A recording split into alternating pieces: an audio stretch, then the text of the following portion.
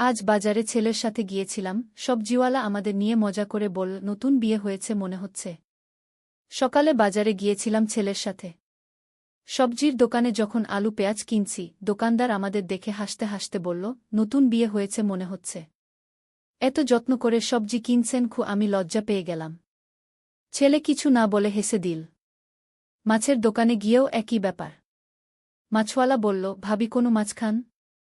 স্যারের মুখ দেখে মনে হচ্ছে উনি খুব খুশি। আমি মাথা নিচু করে রইলাম। ছেলে মাছ কিনে দিল। বাড়ি ফেরার পথে আমি বললাম, তুই কিছু বলিস না কেন? সবাই ভুল বুঝছে কিসে থমকে দাঁড়াল। মা, তারা ভুল বুঝছে না।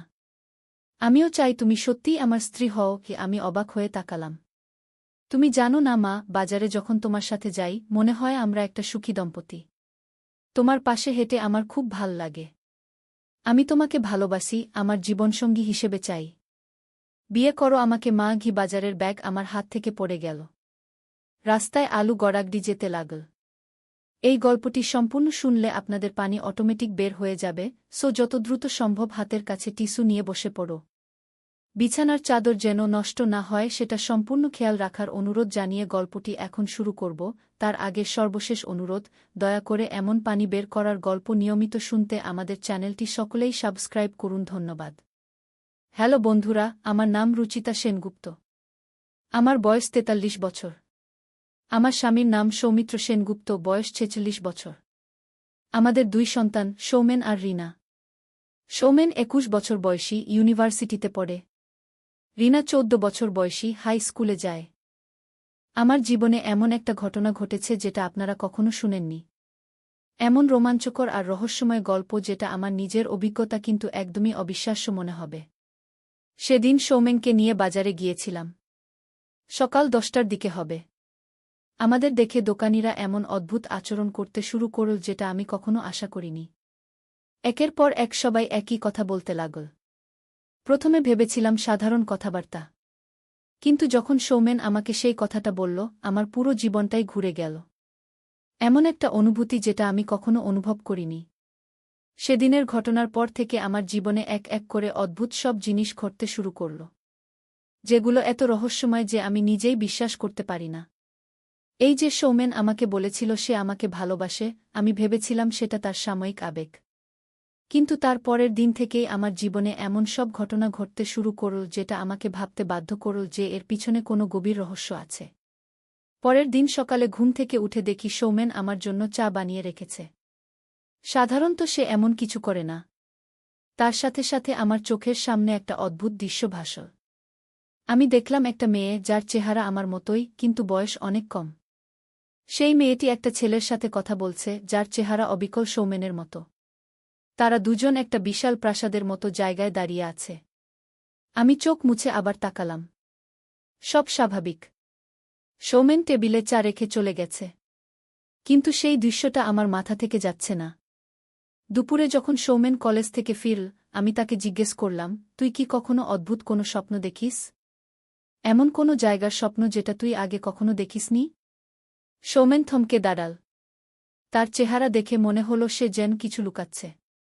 মা, তুমি এই কথা কেন জিজ্ঞেস করছ? কিছু না, শুধু জানতে চাইছি গু। হ্যাঁ মা, আমি প্রায় অদ্ভুত স্বপ্ন দেখি। একটা বিশাল প্রাসাদের স্বপ্ন দেখি, যেখানে আমি আর তুমি রাজা রানীর মতো থাকি। সেখানে আমরা দুজন স্বামী স্ত্রীর মতো জীবন যাপন করি গিয়ে। আমার পুরো শরীর কেঁপে উঠল। এটা তো ঠিক সেই দৃশ্য যেটা আমি সকালে দেখেছিলাম। তুই এই স্বপ্ন কতদিন ধরে দেখছিস? প্রায় ২ বছর ধরে। কিন্তু গতকাল বাজার থেকে ফেরার পর স্বপ্নটা আরও স্পষ্ট হয়েছে।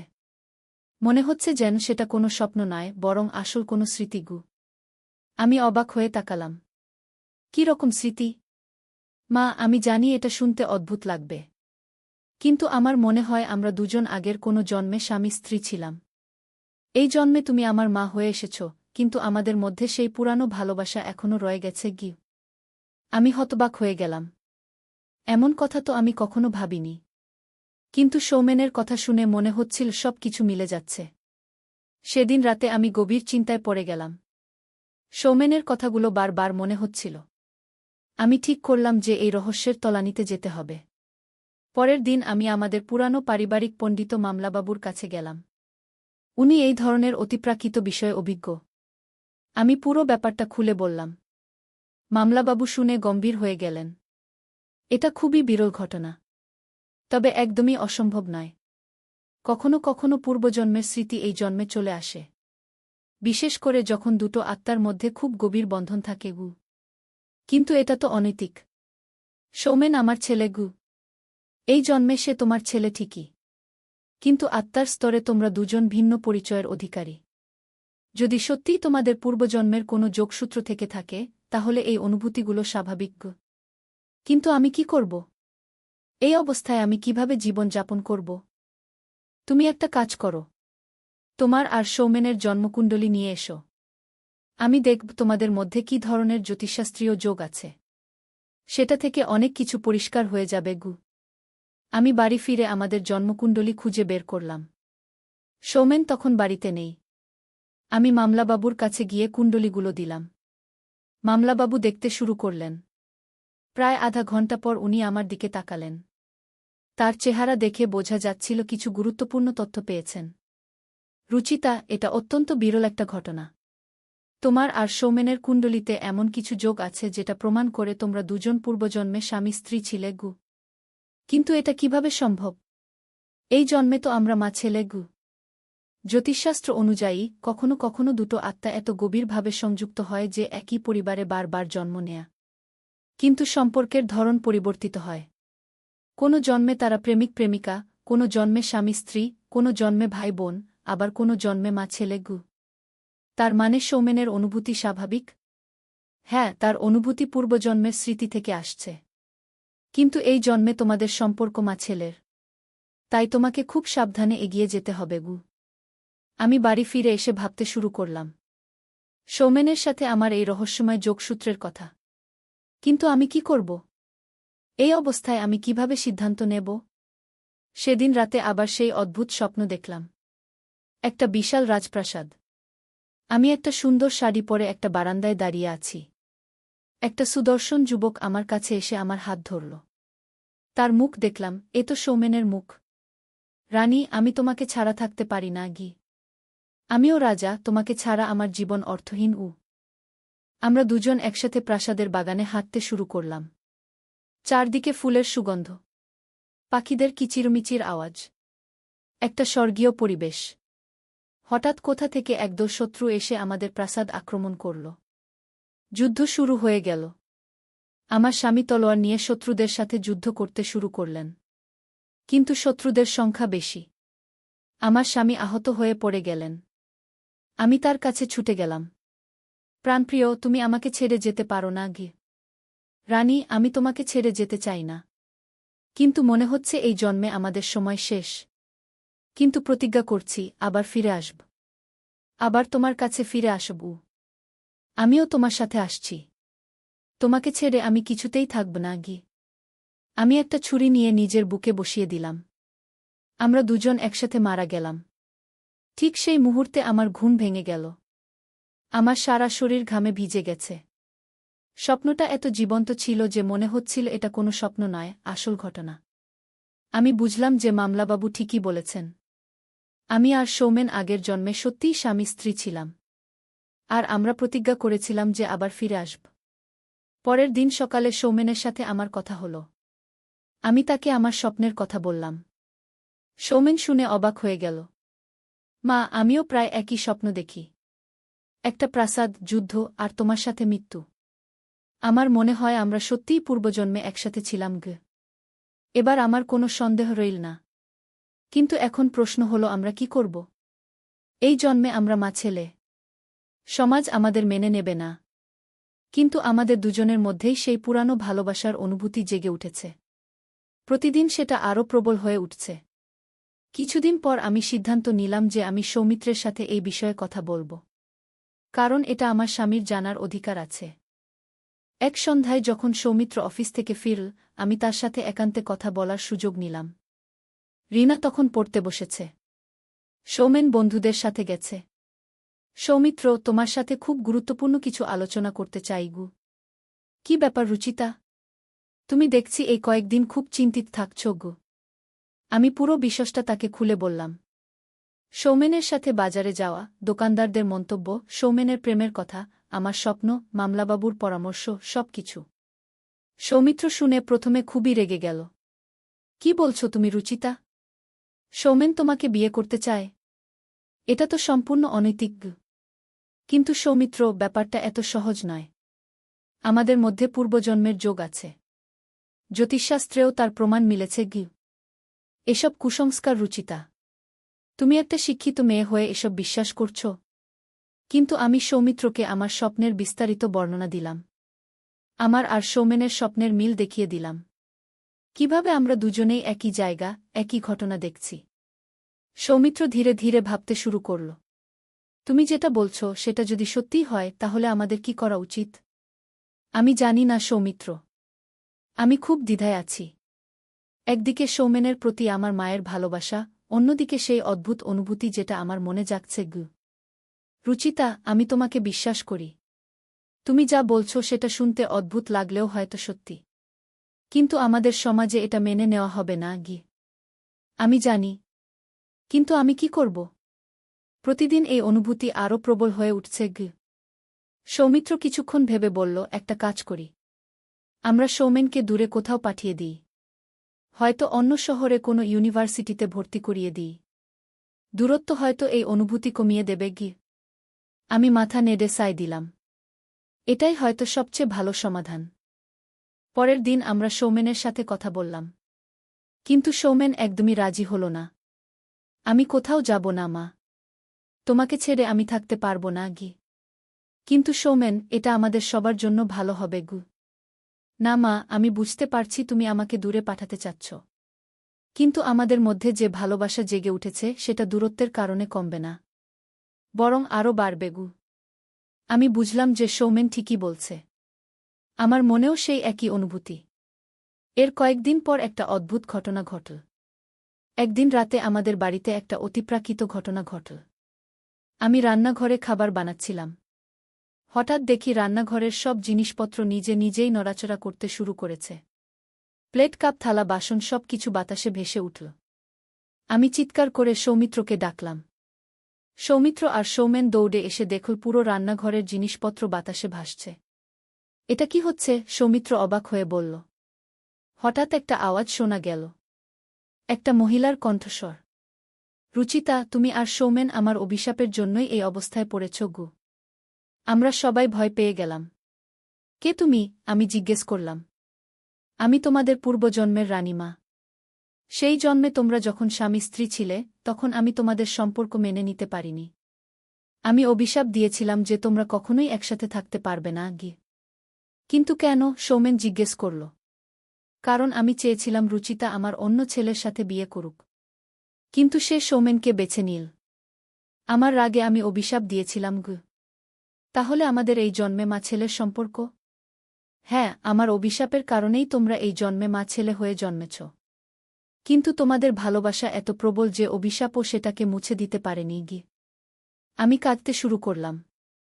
তাহলে আমরা কি কোনো দিনই একসাথে থাকতে পারব না? পারবে, কিন্তু তার জন্য তোমাদের একটা কঠিন পরীক্ষায় উত্তীর্ণ হতে হবে। তোমাদের প্রমাণ করতে হবে যে তোমাদের ভালোবাসা সব বাধা অতিক্রম করতে পারে। কি ধরনের পরীক্ষা? সৌমেন জিজ্ঞেস করল। আগামী 7 দিন তোমাদের বিভিন্ন পরীক্ষার মুখোমুখি হতে হবে। যদি তোমরা সেগুলো পার করতে পারো তাহলে আমি আমার অভিশাপ তুলে নেব। সেই রাতে আমরা কেউই ঘুমাতে পারলাম না। পরের দিন থেকেই অদ্ভুত সব ঘটনা শুরু হল। প্রথম দিন আমি ঘর থেকে বের হতে পারলাম না। যতবার দরজা খুলতে যাই দরজা নিজেই বন্ধ হয়ে যায়। সৌমেন বাইরে থেকে দরজা খোলার চেষ্টা করছে কিন্তু পারছে না। মা, তুমি কেমন আছো? সৌমেন দরজার বাইরে থেকে চিৎকার করে জিজ্ঞেস করল। আমি ভালো আছি। কিন্তু বের হতে পারছি না। সারাদিন এই অবস্থা চল। সন্ধ্যায় হঠাৎ দরজা খুলে গেল। আমি বের হয়ে দেখি সৌমেন দরজার সামনে বসে কাঁদছে। তুমি কাঁদছ কেন? মা, তোমাকে ছাড়া আমি একদিনও থাকতে পারি না। আজ সারাদিন তুমি আমার কাছে ছিলে না বলে আমার মন খুব খারাপ ছিল। আমি বুঝলাম এটা প্রথম পরীক্ষা। আমাদের পরস্পরের প্রতি ভালোবাসা কতটা প্রবল সেটা পরীক্ষা করা হচ্ছে। দ্বিতীয় দিন আরও কঠিন পরীক্ষা। সৌমেনের চেহারা একদম বদলে গেল। সে দেখতে একটা বৃদ্ধের মতো হয়ে গেল। তার চুল পেকে গেল, মুখে বলিরেখা পড়ে গেল। মা, আমাকে দেখতে কেমন লাগছে? সৌমেন জিজ্ঞেস করল। আমি বুঝলাম এটা আরেকটা পরীক্ষা। দেখা হচ্ছে আমি সৌমেনকে কেবল তার সুন্দর চেহারার জন্য ভালোবাসি নাকি তার আত্মার জন্য।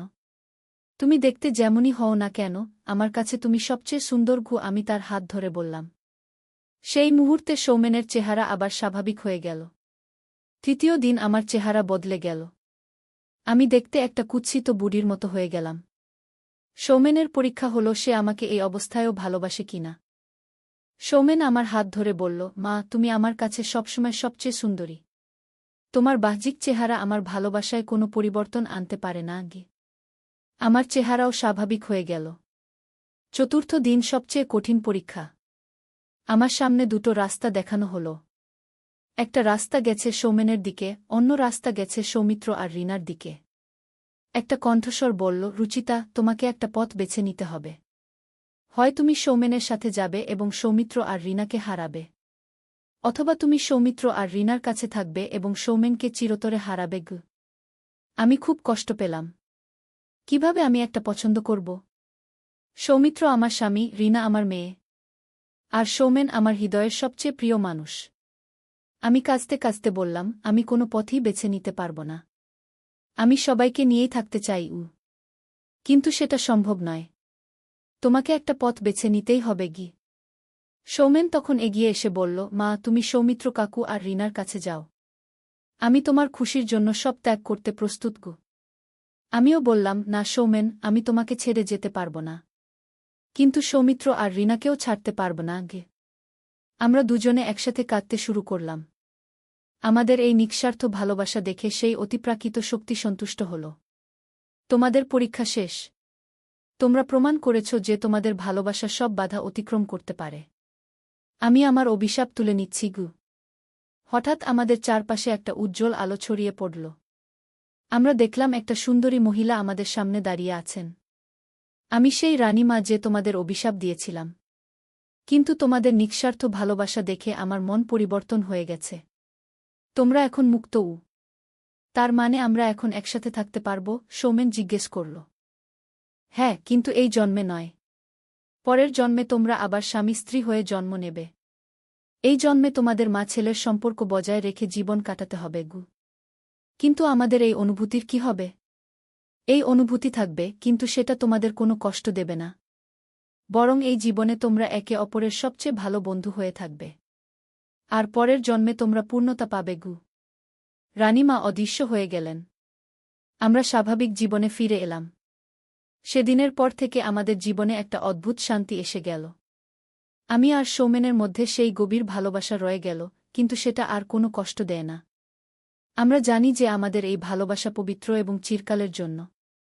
সৌমিত্র আর রিনা এই পুরো ব্যাপারটা জানার পর আমাদের সাথে আরও ভালো ব্যবহার করতে শুরু করেছে। তারা বুঝতে পেরেছে যে এটা কোনো সাধারণ ব্যাপার নয়, বরং একটা অতিপ্রাকৃত ঘটনা।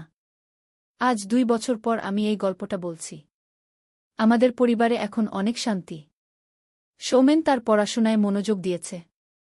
কিন্তু আমাদের মধ্যে সেই বিশেষ বন্ধন রয়ে গেছে। মাঝে মাঝে আমরা দুজনে একসাথে বসে আমাদের পূর্বজন্মের কথা আলোচনা করি। আমাদের সেই রাজপ্রাসাদের কথা, আমাদের ভালোবাসার কথা। এবং আমরা অপেক্ষা করি পরের জন্মের জন্য, যখন আমরা আবার একসাথে থাকতে পারব। কিন্তু এই জীবনেও আমরা খুশি। কারণ আমরা জানি যে আমাদের ভালোবাসা মৃত্যুর চেয়েও শক্তিশালী, জন্মান্তরের চেয়েও দীর্ঘস্থায়ী।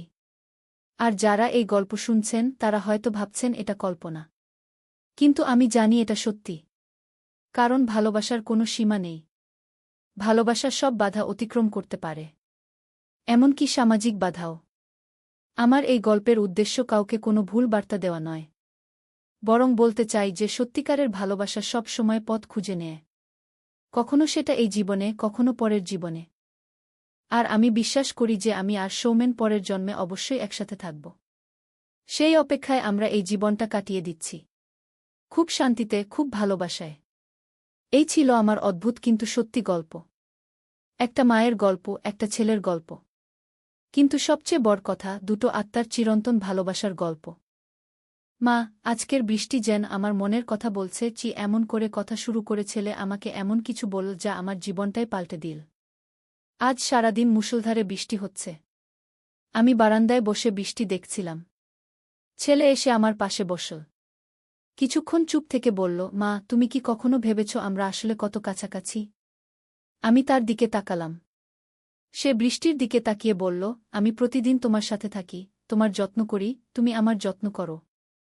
এটা কি শুধু মা ছেলের সম্পর্ক? বৃষ্টির শব্দে তার কথা প্রায় ডুবে যাচ্ছিল।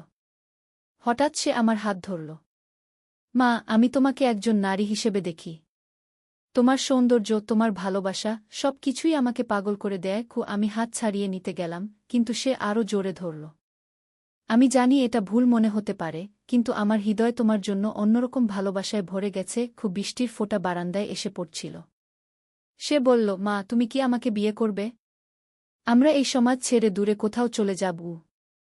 বজ্রপাতের শব্দে আমি চমকে উঠলাম, কিন্তু তার চোখের দৃষ্টিতে আমি আরও বেশি চমকে গেলাম। এই গল্পটি সম্পূর্ণ শুনলে আপনাদের পানি অটোমেটিক বের হয়ে যাবে, যত দ্রুত সম্ভব হাতের কাছে টিস্যু নিয়ে বসে পড়ো। বিছানার চাদর যেন নষ্ট না হয় সেটা সম্পূর্ণ খেয়াল রাখার অনুরোধ জানিয়ে গল্পটি এখন শুরু করব। তার আগে সর্বশেষ অনুরোধ, দয়া করে এমন পানি বের করার গল্প নিয়মিত শুনতে আমাদের চ্যানেলটি সকলেই সাবস্ক্রাইব করুন। ধন্যবাদ। হ্যালো বন্ধুরা, আমার নাম প্রিয়াঙ্কা সেন। আমার বয়স 40 বছর। আমার স্বামীর নাম রাহুল সেন, বয়স 43 বছর। আমাদের 2 সন্তান, অভিজিৎ আর রুচি। অভিজিৎ 21 বছর বয়সী, বিশ্ববিদ্যালয়ে পড়ে। রুচি 14 বছর বয়সী, স্কুলে যায়। আমি বলছিলাম বৃষ্টির দিনের কথা। অভিজিৎ আমার পাশে বসে হঠাৎ করে এমন কিছু বলল যা আমার বোধশক্তি হারিয়ে ফেলেছিল। কিন্তু যেই মুহূর্তে আমি তার কথার উত্তর দিতে যাচ্ছিলাম, ঠিক সেই মুহূর্তেই একটা বিকট শব্দ শুনলাম। মনে হলো কেউ যেন ছাদের উপর পড়ে গেল। আমি আর অভিজিৎ দুজনেই উপরের দিকে তাকালাম। আবার শব্দ এলো। এবার মনে হলো কেউ যেন ছাদে হেঁটে বেড়াচ্ছে। কিন্তু এত বৃষ্টির মধ্যে কে ছাদে উঠবে? আর কেনই বা উঠবে? মা, ওটা কি? অভিজিৎ জিজ্ঞেস করল। জানি না তো। তোর বাবা কিন্তু অফিস থেকে এখনো ফেরেনি কি? আমি বললাম। আবার শব্দ এলো। এবার স্পষ্ট পায়ের আওয়াজ। কেউ যেন আস্তে আস্তে ছাদে হাঁটছে। অভিজিৎ উঠে দাঁড়াল। আমি দেখে আসি, সে বলল। না না, তুই থাক। হয়তো কোনো বিড়াল বা কিছু। আমি তাকে থামালাম। কিন্তু শব্দটা একটানা আসতেই থাকল। আর মনে হচ্ছিল শব্দটা আস্তে আস্তে আমাদের দিকেই আসছে। যেন কেউ ছাদ থেকে নেমে আসার চেষ্টা করছে। হঠাৎ বিদ্যুৎ চলে গেল। সব অন্ধকার হয়ে গেল।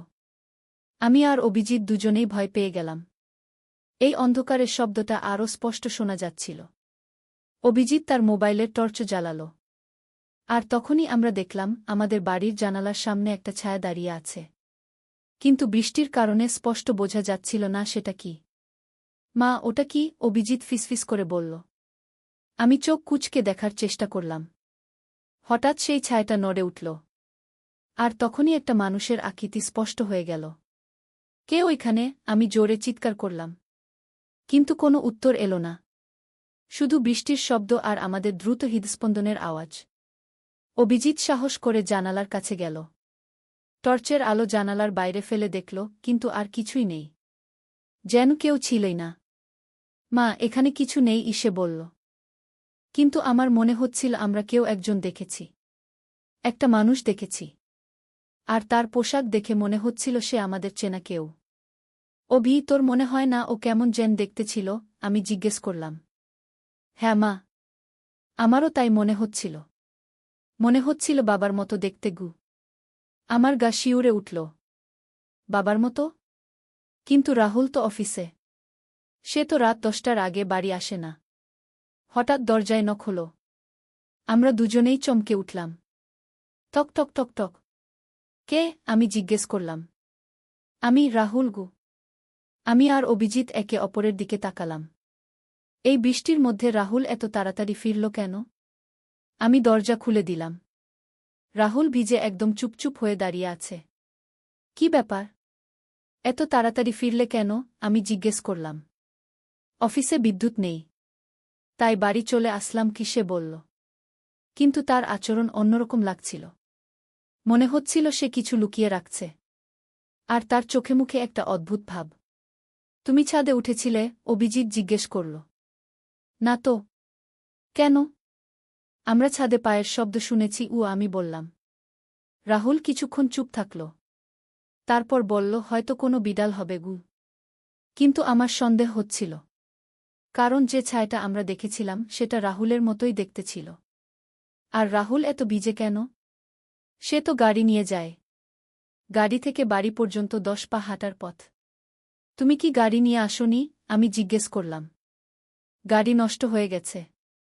রাস্তায় দাঁড় করিয়ে রেখে রিকশায় এসেছি কিন্তু তার উত্তর আমার কাছে সন্তোষজনক মনে হল না। রাহুল সাধারণত এমন কিছু হলে আমাকে ফোন করে জানা। রাত বাড়ার সাথে সাথে বৃষ্টিও কমে আসছিল। রুচি তার ঘরে পড়াশোনা করছিল।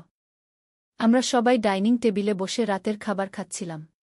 হঠাৎ রুচি বলল, মা, বাবা কেন এত চুপচাপ আছে? সত্যিই রাহুল খুব চুপচাপ আছে। সাধারণত সে খাবার সময় অনেক কথা বলে। অফিসের কথা, বন্ধুদের কথা, আরও অনেক কিছু। কিছু না মা। একটু মাথাব্যথা আছে কি? রাহুল বলল। কিন্তু আমার মনে হচ্ছিল সে কিছু একটা লুকাচ্ছে। তার আচরণ একদমই স্বাভাবিক না। খাওয়া শেষ করে সবাই নিজেদের ঘরে চলে গেল। আমি আর রাহুল আমাদের ঘরে গেলাম। রাহুল, তোমার কি হয়েছে? আজ তুমি একদম অন্যরকম আচরণ করছো আমি বললাম। কিছু না প্রিয়াঙ্কা। শুধু অফিসের কাজের চাপ আছে কিন্তু আমি বুঝতে পারছিলাম সে মিথ্যা বলছে। তার চোখের দিকে তাকিয়ে আমার মনে হচ্ছিল আমি একজন অপরিচিত মানুষের সাথে কথা বলছি। রাতে ঘুমানোর সময় আমার ঘুম আসছিল না। মনে মনে ভাবছিলাম আজকের সব ঘটনার কথা। ছাদে পায়ের শব্দ, জানালার সামনে ছায়া, আর রাহুলের অদ্ভুত আচরণ। হঠাৎ আমার মনে হলো রাহুল নেই। আমি পাশে হাত দিয়ে দেখি বিছানা ফাঁকা। আমি উঠে বসলাম। ঘরে তাকিয়ে দেখি রাহুল নেই। আমি উঠে ঘরের বাইরে গেলাম। বাথরুমে নেই, রান্নাঘরে নেই। তারপর আমি বারান্দায় গেলাম। দেখি রাহুল বারান্দায় দাঁড়িয়ে আকাশের দিকে তাকিয়ে আছে। আকাশে তখন চাঁদ উঠেছে। রাহুল, তুমি এখানে কি করছো? আমি জিজ্ঞেস করলাম। সে ঘুরে আমার দিকে তাকাল। কিন্তু তার চোখে একটা অদ্ভুত দৃষ্টি। প্রিয়াঙ্কা, তুমি কি জানো আমি কে? মানে? তুমি রাহুল, আমার স্বামী না, আমি রাহুল নই আমার বুকের ভিতর হৃদস্পন্দন বেড়ে গেল। তুমি কি বলছো? আমি রাহুলের শরীরে আছি, কিন্তু আমি রাহুল নই। আমি আরেকজন আমি ভাবলাম সে হয়তো রসিকতা করছে। কিন্তু তার চোখের দিকে তাকিয়ে বুঝলাম সে সিরিয়াস। তাহলে তুমি কে? আমার নাম বিকাশ। আমি এই এলাকাতেই থাকতাম। কিন্তু 15 বছর আগে আমি মারা গিয়েছিলাম আমার পা কাঁপতে শুরু করল। এ কি বলছে রাহুল? রাহুল, তুমি কি বলছো? এইসব কি? আমি তোমার রাহুল নেই। আমি বিকাশ। আজ বিকেলে রাহুল অফিস থেকে বাড়ি ফেরার পথে একটা দুর্ঘটনায় পড়েছে। সে মারা গেছে। আর আমি তার শরীরে ঢুকে পড়েছি আমার মাথা ঘুরতে শুরু করল। এ কি অসম্ভব কথা বলছে? তুমি মিথ্যা বলছ। রাহুল ভালো আছে। তুমি রাহুলই না প্রিয়াঙ্কা। আমি রাহুল নই। তোমরা যে রাহুলকে চেনো সে আর নেই আমি বুঝতে পারছিলাম না কি করব। এ কি ভয়ঙ্কর কথা বলছে? তাহলে তুমি কেন এসেছ? আমার একটা কাজ আছে। আমি এই পৃথিবীতে একটা কাজ অসমাপ্ত রেখে গিয়েছিলাম। সেই কাজ শেষ না করা পর্যন্ত আমি শান্তি পাব না কি কাজ? 15 বছর আগে আমাকে হত্যা করা হয়েছিল।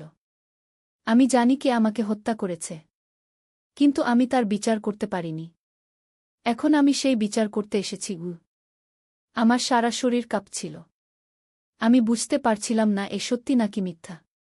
তুমি কি প্রমাণ দিতে পারো যে তুমি বিকাশ? সে আমার দিকে তাকিয়ে হাসল।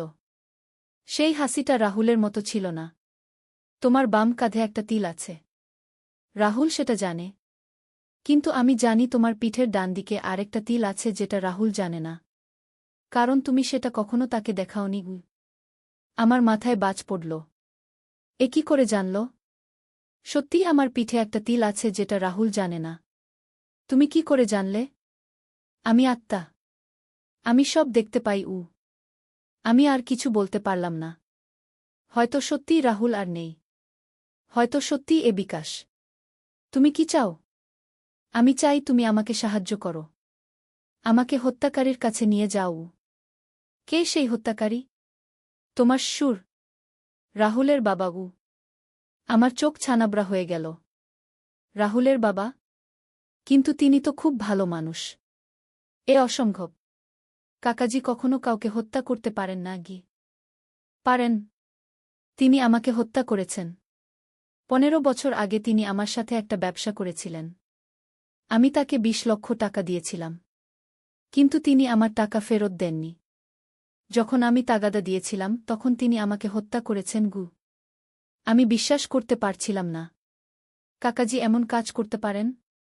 তাহলে তুমি কি করবে? আমি তার কাছ থেকে আমার টাকা ফেরত নেব। আর তাকে তার কৃতকর্মের জন্য শাস্তি দেব। শাস্তি মানে? যে শাস্তি সে প্রাপ্ত। আমি বুঝতে পারছিলাম সে কাকাজিকে হত্যা করতে চায়। না, তুমি এমন করতে পারো না কেন? সে আমাকে হত্যা করেছে। আমি তাকে হত্যা করব। তুমি যদি তাকে হত্যা করো তাহলে রাহুলের শরীরে তুমি হত্যাকারী হয়ে যাবে। রাহুলের পরিবার ধ্বংস হয়ে যাবে। সে কিছুক্ষণ চুপ থাকল। তারপর বলল, তুমি ঠিক বলেছ। কিন্তু আমার বিচার হওয়া দরকার। তাহলে আমরা পুলিশের কাছে যাই। 15 বছর পরে পুলিশ কি করবে? আর তোমার সুর এখন অনেক প্রভাবশালী মানুষ। পুলিশ তার কিছু করবে না আমি ভেবে দেখলাম সে ঠিক বলেছে। কাকাজি এখন শহরের অন্যতম ধনী ব্যবসায়ী। তাহলে আমরা কি করব? তুমি আমাকে তার কাছে নিয়ে চলো।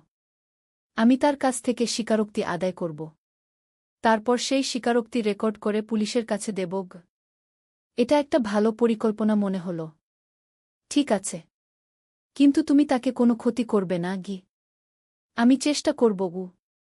পরের দিন সকালে আমি অভিজিৎ আর রুচিকে স্কুল কলেজে পাঠিয়ে দিলাম। তারপর বিকাশের সাথে কাকাজির বাড়ি গেলাম। কাকাজির বাড়ি বেশ বড়। তিনি একা থাকেন। কাকিমা 5 বছর আগে মারা গেছেন। আমরা বাড়িতে ঢুকলাম। কাকাজি বসার ঘরে বসে টিভি দেখছিলেন।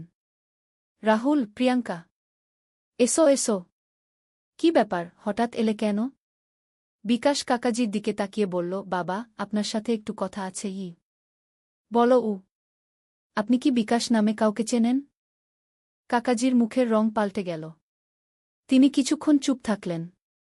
না তো। কেন? আপনি মিথ্যা বলছেন।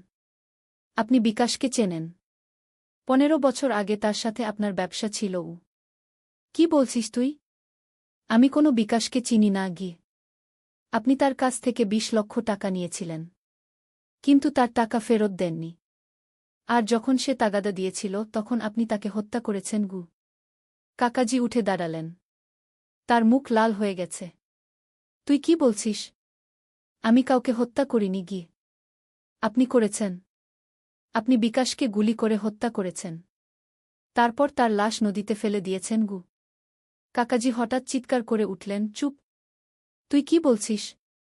আমি কোনো খুনি নই। কিন্তু বিকাশ থামল না। সে আরও কাছে গেল কাকাজির। আপনার মনে নেই? সেই রাতের কথা। আপনি বিকাশকে বলেছিলেন গোডাউনে আসতে। বলেছিলেন টাকা ফেরত দেবেন। কিন্তু সেখানে গিয়ে আপনি তাকে গুলি করেছেন। একটা গুলি বুকে, একটা মাথায়। কাকাজির হাত কাঁপতে শুরু করল। তিনি চেয়ারে বসে পড়লেন। না, না, এসব মিথ্যা মিথ্যা নয়। আপনি জানেন এটা সত্যি। আপনার গোডাউনের পেছনে একটা কুয়া আছে। সেই কুয়ার পাশে আপনি বিকাশের লাশ পুঁতে দিয়েছিলেন। পরে ভেবেছিলেন এটা নিরাপদ নয়। তখন রাত 2টার সময় লাশ তুলে নদীতে ফেলে দিয়েছেন। কাকাজি আর কিছু বলতে পারলেন না। তিনি শুধু কাঁপতে থাকলেন। আমি বুঝতে পারছিলাম বিকাশ সত্যি বলছে। নইলে কাকাজি এভাবে ভেঙে পড়তেন না। বাবা, আপনি সব স্বীকার করুন। এত বছর পরে হলেও সত্য প্রকাশ করুন, বিকাশ বলল। কাকাজি ধীরে ধীরে মাথা তুললেন। তার চোখে পানি। হ্যাঁ, আমি বিকাশকে হত্যা করেছি। আমার বুকের ভিতর কেমন করে উঠল। সত্যিই কাকাজি একজন খুনি? কেন? বিকাশ জিজ্ঞেস করল। আমার ব্যবসায় তখন খুব সমস্যা ছিল। আমি দেউলিয়া হয়ে যাচ্ছিলাম। বিকাশের 20 লক্ষ টাকা দিয়ে আমি ব্যবসা সামলেছি। কিন্তু যখন সে টাকা ফেরত চাইল, আমার কাছে টাকা ছিল না। আমি তাকে কিছুদিন সময় চেয়েছিলাম, কিন্তু সে রাজি হল না। সে বলল আমার বিরুদ্ধে মামলা করবে। কাকাজি কিছুক্ষণ থেমে আবার বললেন, আমি পাগল হয়ে গিয়েছিলাম। আমি ভেবেছিলাম যদি বিকাশ না থাকে তাহলে কেউ আমার কাছ থেকে টাকা চাইবে না। তাই আমি তাকে হত্যা করেছি। তারপর আমি তার লাশ লুকিয়ে রাখি, কিন্তু ভয়ে থাকি যে কেউ খুঁজে পাবে।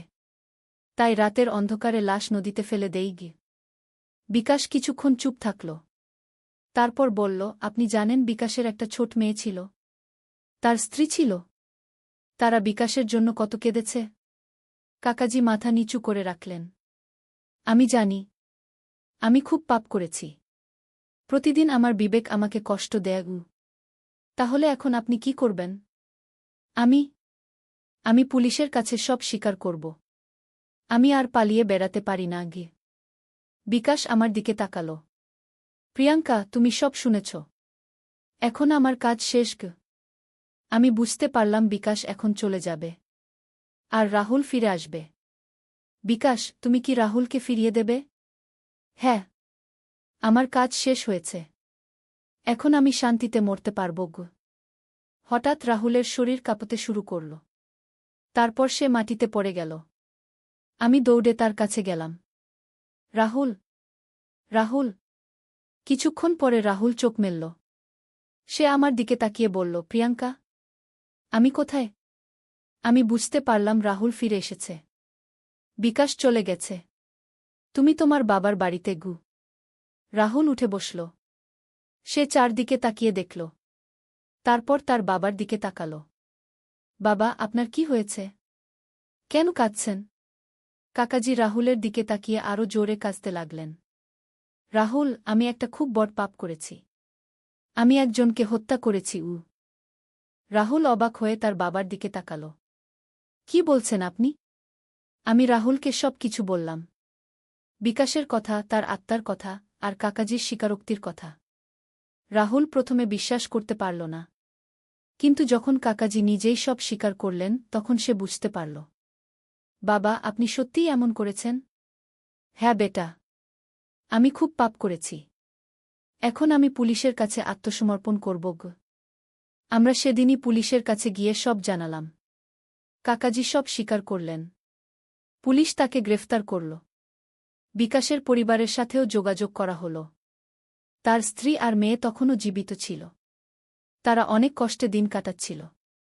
কাকাজির সম্পত্তি থেকে বিকাশের পরিবারকে ক্ষতিপূরণ দেওয়া হল, আর কাকাজিকে যাবজ্জীবন কারাদণ্ড দেওয়া হল। এই ঘটনার পরে আমাদের পরিবারে অনেক পরিবর্তন এল। রাহুল অনেক চিন্তিত থাকত। তার বাবা একজন খুনি, এই ব্যাপারটা সে মেনে নিতে পারছিল না। কিন্তু আমি তাকে বোঝালাম যে তার বাবার পাপের জন্য তাকে দায়ী করা যায় না। আর সবচেয়ে বড় কথা হল, সত্য প্রকাশ পেয়েছে। বিকাশ তার বিচার পেয়েছে। অভিজিৎ আর রুচিও প্রথমে ধাক্কা খেয়েছিল, কিন্তু ধীরে ধীরে সবাই স্বাভাবিক হয়ে গেল। মাঝে মধ্যে আমার মনে পড়ে সেই রাতের কথা, যখন বিকাশ রাহুলের শরীরে ঢুকেছিল, যখন সে আমাকে সব কিছু বলেছিল। সেই রহস্যময় ঘটনা আমার জীবনে একটা বড় পরিবর্তন এনে দিয়েছিল। আমি বুঝেছিলাম যে এই পৃথিবীতে অনেক কিছুই আছে যা আমরা দেখি না, বুঝি না, কিন্তু সেগুলো আছে। আর সত্য একদিন না একদিন প্রকাশ হয়েই। বিকাশের আত্মা এখন শান্তিতে আছে। তার পরিবার এখন ভালো আছে। আর আমরাও আস্তে আস্তে সব কিছু ভুলে স্বাভাবিক জীবনে ফিরে এসেছি। কিন্তু সেই রাতের ঘটনা আমি কখনো ভুলতে পারব না। কিভাবে একটা আত্মা আমার স্বামীর শরীর ব্যবহার করে তার হত্যাকারীর কাছ থেকে বিচার আদায় করেছিল। এখন মাঝে মধ্যে রাতে যখন আমি আকাশের দিকে তাকাই, তখন মনে হয় বিকাশের আত্মা কোথাও শান্তিতে আছে। আর সে হয়তো আমাদের পরিবারের জন্য প্রার্থনা করছে, কারণ সে জানে তার ন্যায় বিচার পাওয়ার জন্য আমরা সাহায্য করেছিলাম। আর সত্য প্রকাশের জন্য আমরা কোনো দ্বিধা করিনি। এই গল্প শেষ করার আগে আমি আর একটি কথা বলতে চাই। সেই রাতে যখন বিকাশ প্রথম আমার সামনে এসেছিল, তখন আমি খুব ভয় পেয়েছিলাম। কিন্তু পরে আমি বুঝেছিলাম যে সে আমাদের কোনো ক্ষতি করতে আসেনি। সে শুধু ন্যায় বিচার চেয়েছিল।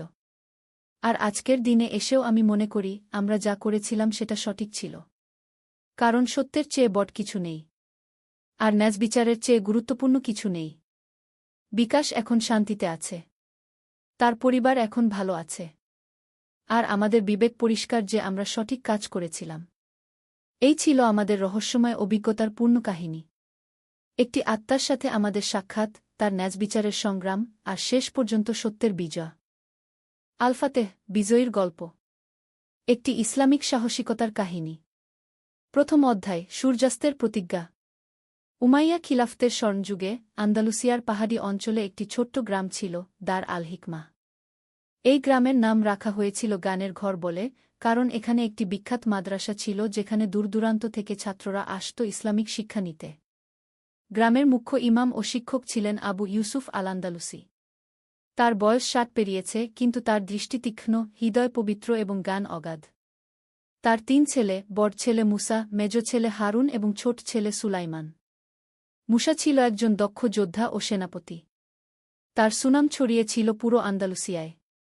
হারুন ছিল পণ্ডিত ও আলেম, আর সুলাইমান মাত্র 18 বছর বয়সী যুবক, কিন্তু তার অন্তরে ছিল গভীর ঈমান এবং প্রবল ইচ্ছাশক্তি। সেদিন ছিল জুমুয়ার দিন। ইমাম আবু ইউসুফ খুতবা দিচ্ছিলেন। হঠাৎ মসজিদের দরজায় একজন ঘোড়সওয়ার এসে হাজির। তার পোশাক ধুলাবালিতে ধূসর, মুখে ক্লান্তির ছাপ। ইয়া শেইখ, আমি কর্ডোবা থেকে এসেছি। খলিফার বার্তা নিয়ে এসেছি। ইমাম আবু ইউসুফ খুতবা শেষ করে নামাজ পড়ালেন। নামাজের পর বার্তাবাহক তার হাতে একটি সিলমোহর করা চিঠি দিল। চিঠি খুলে পড়তে শুরু করলেন। বিসমিল্লাহির রাহমানির রাহিম। প্রিয় ইমাম আবু ইউসুফ আল আন্দালুসি, আল্লাহর রহমতে ও তার অসীম কৃপায় আমরা জানতে পারলাম যে উত্তর সীমান্তে খ্রিস্টান রাজ্যগুলো একত্রিত হয়ে আমাদের মুসলিম ভূখণ্ডে আক্রমণের প্রস্তুতি নিচ্ছে। তাদের লক্ষ্য তোলেদো ও কর্ডোবা দখল করা। আপনার পুত্র মুসা আল ফাতেহর সাহসিকতা ও যুদ্ধকৌশল সম্পর্কে আমরা অবগত। তাকে তাৎক্ষণিকভাবে আমাদের মুজাহিদ বাহিনীতে যোগ দিতে বলুন। ওয়াল্লাহু আলাম। খলিফা আব্দুর রহমান ইবনে মুয়াবিয়া গি। ইমাম সাহেবের মুখ গম্ভীর হয়ে উঠল। তিনি জানতেন এই দিন একদিন আসবে। মুসলিম আন্দালুসিয়া আর খ্রিস্টান স্পেনের মধ্যে সংঘর্ষ অবশ্যম্ভাবী ছিল। সন্ধ্যার সময় পরিবারের সকলে একসাথে বসল। মুসা, হারুন আর সুলাইমান তাদের পিতার মুখের দিকে তাকিয়ে আছে। পুত্রেরা, ইমাম সাহেব শুরু করলেন, আল্লাহ তাআলা আমাদের পরীক্ষার সম্মুখীন করেছেন। দুশমনরা আমাদের মাতৃভূমিতে আক্রমণ করতে চায়। মুসা, খলিফা তোমাকে ডেকেছেন গু। মুসা তাৎক্ষণিক দাঁড়িয়ে গেল। পিতা, আমি প্রস্তুত। আল্লাহর রাস্তায় জিহাদ করা প্রত্যেক মুসলমানের দায়িত্ব। কিন্তু পিতা, সুলাইমান বলল, আমিও যেতে চাই। আমার বয়স হয়েছে গি। ইমাম সাহেব মাথা নাড়লেন। তুমি এখনো অল্প বয়সী, বাছা। তোমার জায়গা এখানে, গ্রামের মানুষদের সাথে গি। সুলাইমানের চোখে অসন্তুষ্টির ছাপ। সে ভাবল, আমিও তো একজন মুসলমান। আমারও তো হক আছে আল্লাহর রাস্তায় সংগ্রাম করার। পরের দিন ভোরে মুসা রওনা হল কর্ডোবার উদ্দেশ্যে। পুরো গ্রাম তাকে বিদায় জানাল। মায়েরা দোয়া পড়ল, বাচ্চারা তার ঘোড়ার পিছে পিছে দৌড়াল। আল্লাহ তোমার হেফাজত করুন, মুসা, ইমাম সাহেব আবেগপ্রবণ কণ্ঠে বললেন। মনে রেখো, জিহাদের আসল অর্থ হল আল্লাহর সন্তুষ্টি অর্জন। যুদ্ধ করবে ন্যায়ের পক্ষে, নিরীহ মানুষের ক্ষতি করবে না গি। মুসা তার পিতার হাতে চুমু খেয়ে বলল, ইনশাআল্লাহ পিতা। আমি আমার দিন ও দেশের জন্য জীবন দিতে প্রস্তুত গ। দ্বিতীয় অধ্যায়, কর্ডোবার প্রস্তুতি। কর্ডোবায় পৌঁছে মুসা দেখল পুরো শহর যুদ্ধের প্রস্তুতিতে ব্যস্ত। রাস্তায় সৈন্যরা মার্চ করছে, অস্ত্রাগারে কামার তরবারি তৈরি করছে, মসজিদগুলোতে মুজাহিদদের জন্য বিশেষ দোয়া হচ্ছে। খলিফা আব্দুর রহমানের দরবারে হাজির হতেই তিনি মুসাকে স্বাগত জানালেন। আহলান ওয়া শাহলান, মুসা আল ফাতেহ। তোমার সুনাম আমার কানে পৌঁছেছে। আল্লাহ তোমাকে দিয়ে আমাদের বিজয় দান করবেন গু। মুসা আদবের সাথে সেজদায় গেল। ইয়া আমিরুল মুমিনিন, আমি আপনার খাদেম। আপনার যে আদেশ গু। খলিফা তাকে সেনাবাহিনীর বিস্তারিত পরিস্থিতি জানালেন। খ্রিস্টান জোট প্রায় 50,000 সৈন্য নিয়ে আসছে। তাদের লক্ষ্য প্রথমে তোলেদো দখল করা, তারপর কর্ডোবা আক্রমণ করা। আমাদের কাছে 30,000 সৈন্য আছে, খলিফা বললেন। সংখ্যায় কম, কিন্তু আল্লাহর উপর ভরসা আছে গু। মুসা জানত, সংখ্যাধিক্য যুদ্ধে সব সময় বিজয়ের নিশ্চয়তা দেয় না। বদরের যুদ্ধে মুসলমানরা ছিল মাত্র 314 জন, আর মুশরিকরা ছিল 1000-এর বেশি। কিন্তু আল্লাহর সাহায্যে মুসলমানরা বিজয়ী হয়েছিল। খলিফা তাকে একটি বিশেষ দায়িত্ব দিলেন। মুসা, তুমি আমার অশ্বারোহী বাহিনীর সেনাপতি। তোমার নেতৃত্বে ৫,০০০ ঘোড়সওয়ার থাকবে গি। পরের কয়েকদিন মুসা তার সৈন্যদের প্রশিক্ষণ দিল। সে তাদের শুধু যুদ্ধের কৌশল শেখাল না, বরং ইসলামিক যুদ্ধনীতিও শেখাল। মনে রেখো, সে তার সৈন্যদের বলল, আমরা আল্লাহর রাস্তায় লড়ছি। কোনো নিরীহ মানুষ, কোনো বৃদ্ধ, কোনো নারী শিশুকে ক্ষতি করব না। কোনো গাছ কাটব না, কোনো ফসল নষ্ট করব না। আমাদের লড়াই শুধু যোদ্ধাদের সাথে গু। একজন তরুণ সৈন্য হাত তুলল।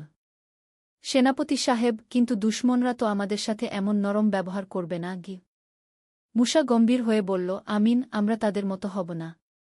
আমরা মুসলমান। আমাদের নবী শাহ আমাদের যে আদর্শ দিয়েছেন সেই পথেই চলব। যুদ্ধেও আমাদের আখলাক থাকতে হবে গি। সৈন্যরা তাদের সেনাপতির কথায় মুগ্ধ হল। তারা বুঝতে পারল, তারা শুধু একজন দক্ষ যোদ্ধার অধীনে নেই, বরং একজন সত্যিকারের মুমিনের নেতৃত্বে আছে। তৃতীয় অধ্যায়, দার আল হিকমাহর চ্যালেঞ্জ। এদিকে দার আল হিকমাহ গ্রামে সুলাইমান অস্থির হয়ে ঘুরে বেড়াচ্ছে। তার মন পড়ে নেই পড়াশোনায়। সে শুধু ভাবে, তার ভাই মুসা এখন কোথায়, কেমন আছে। একদিন সকালে গ্রামে একজন পথিক এল। সে খুব ক্লান্ত ও আহত অবস্থায়। গ্রামবাসীরা তার সেবা শুশ্রূষা করল। ভাই, তুমি কোথা থেকে আসছ? ইমাম সাহেব জিজ্ঞেস করলেন। জি শেইখ, আমি তোলেদো থেকে আসছি। খুব খারাপ খবর নিয়ে এসেছি। কুপথিকের কণ্ঠ কাঁপছে। খ্রিস্টান বাহিনী তোলেদো অবরোধ করেছে। শহরের মুসলমানদের অবস্থা খুবই খারাপ। খাবারের অভাব, ওষুধের অভাব। এই কথা শুনে গ্রামের মানুষদের মুখ বিষণ্ণ হয়ে গেল। সুলাইমানের চোখে পানি এসে গেল। তোলেদোর কি কোনো সাহায্য আসছে না? হারুন জিজ্ঞেস করল। খলিফার বাহিনী আসার কথা, কিন্তু সময় লাগবে। এরই মধ্যে পথিক আর বলতে পারল না। ইমাম সাহেব দীর্ঘশ্বাস ফেলে বললেন, আল্লাহই ভালো জানেন। আমরা দোয়া করতে পারি। সেই রাতে সুলাইমান ঘুমাতে পারল না। সে বারবার ভাবছে তোলেদোর মুসলিম ভাইবোনদের কথা। তারা অসহায় অবস্থায় আছে, আর সে এখানে নিরাপদে বসে আছে। ফজরের নামাজের পর সুলাইমান তার পিতার কাছে গেল। পিতা, আমি একটা কাজ করতে চাই। কি কাজ, বাছা? আমি তোলেদো যেতে চাই। সেখানকার মুসলমানদের সাহায্য করতে চাই। ইমাম সাহেব চমকে উঠলেন। কি বলছো, সুলাইমান? তোলেদো এখন অবরুদ্ধ। সেখানে যাওয়া মানে মৃত্যুর মুখে ঝাঁপিয়ে পড়া। পিতা, সুলাইমানের কণ্ঠ দৃঢ়। আল্লাহ বলেছেন, যে ব্যক্তি একটি প্রাণ বাঁচাল, সে যেন পুরো মানবজাতিকে বাঁচাল। আমি জানি আমি একা বেশি কিছু করতে পারব না, কিন্তু আমার চেষ্টা করা উচিত। ইমাম সাহেব তার ছেলের মুখের দিকে তাকিয়ে দেখলেন দৃঢ়তা। এই একই দৃঢ়তা তিনি দেখেছিলেন মুসার চোখেও। কিন্তু তুমি একা যাবে কিভাবে? তুমি তো যোদ্ধা নও। পিতা, আমি অস্ত্র নিয়ে যাব না। আমি নিয়ে যাব ওষুধ, খাবার। আমি ডাক্তারি শিক্ষা নিয়েছি আপনার কাছে। হয়তো আহত মানুষদের সেবা করতে পারব। ইমাম সাহেব দীর্ঘক্ষণ চুপ থাকলেন। তারপর বললেন, তুমি যদি একান্তই যেতে চাও, তাহলে একা যাবে না। কিছু স্বেচ্ছাসেবক নিয়ে যাবে। সুলাইমানের মুখ উজ্জ্বল হয়ে উঠল। জায়কাল্লাহু খায়রান, পিতা। চতুর্থ অধ্যায়, রহস্যময় মিশন। পরের দিন সকালে সুলাইমান গ্রামের যুবকদের ডাকল। ১০ জন যুবক তার সাথে যেতে রাজি হল। তাদের মধ্যে ছিল তার সবচেয়ে কাছের বন্ধু আহমদ, ইব্রাহিম, উমর এবং অন্যরা। ভাইয়েরা, সুলাইমান তাদের সামনে দাঁড়িয়ে বলল, আমরা যে কাজে যাচ্ছি সেটা খুবই কঠিন ও বিপজ্জনক।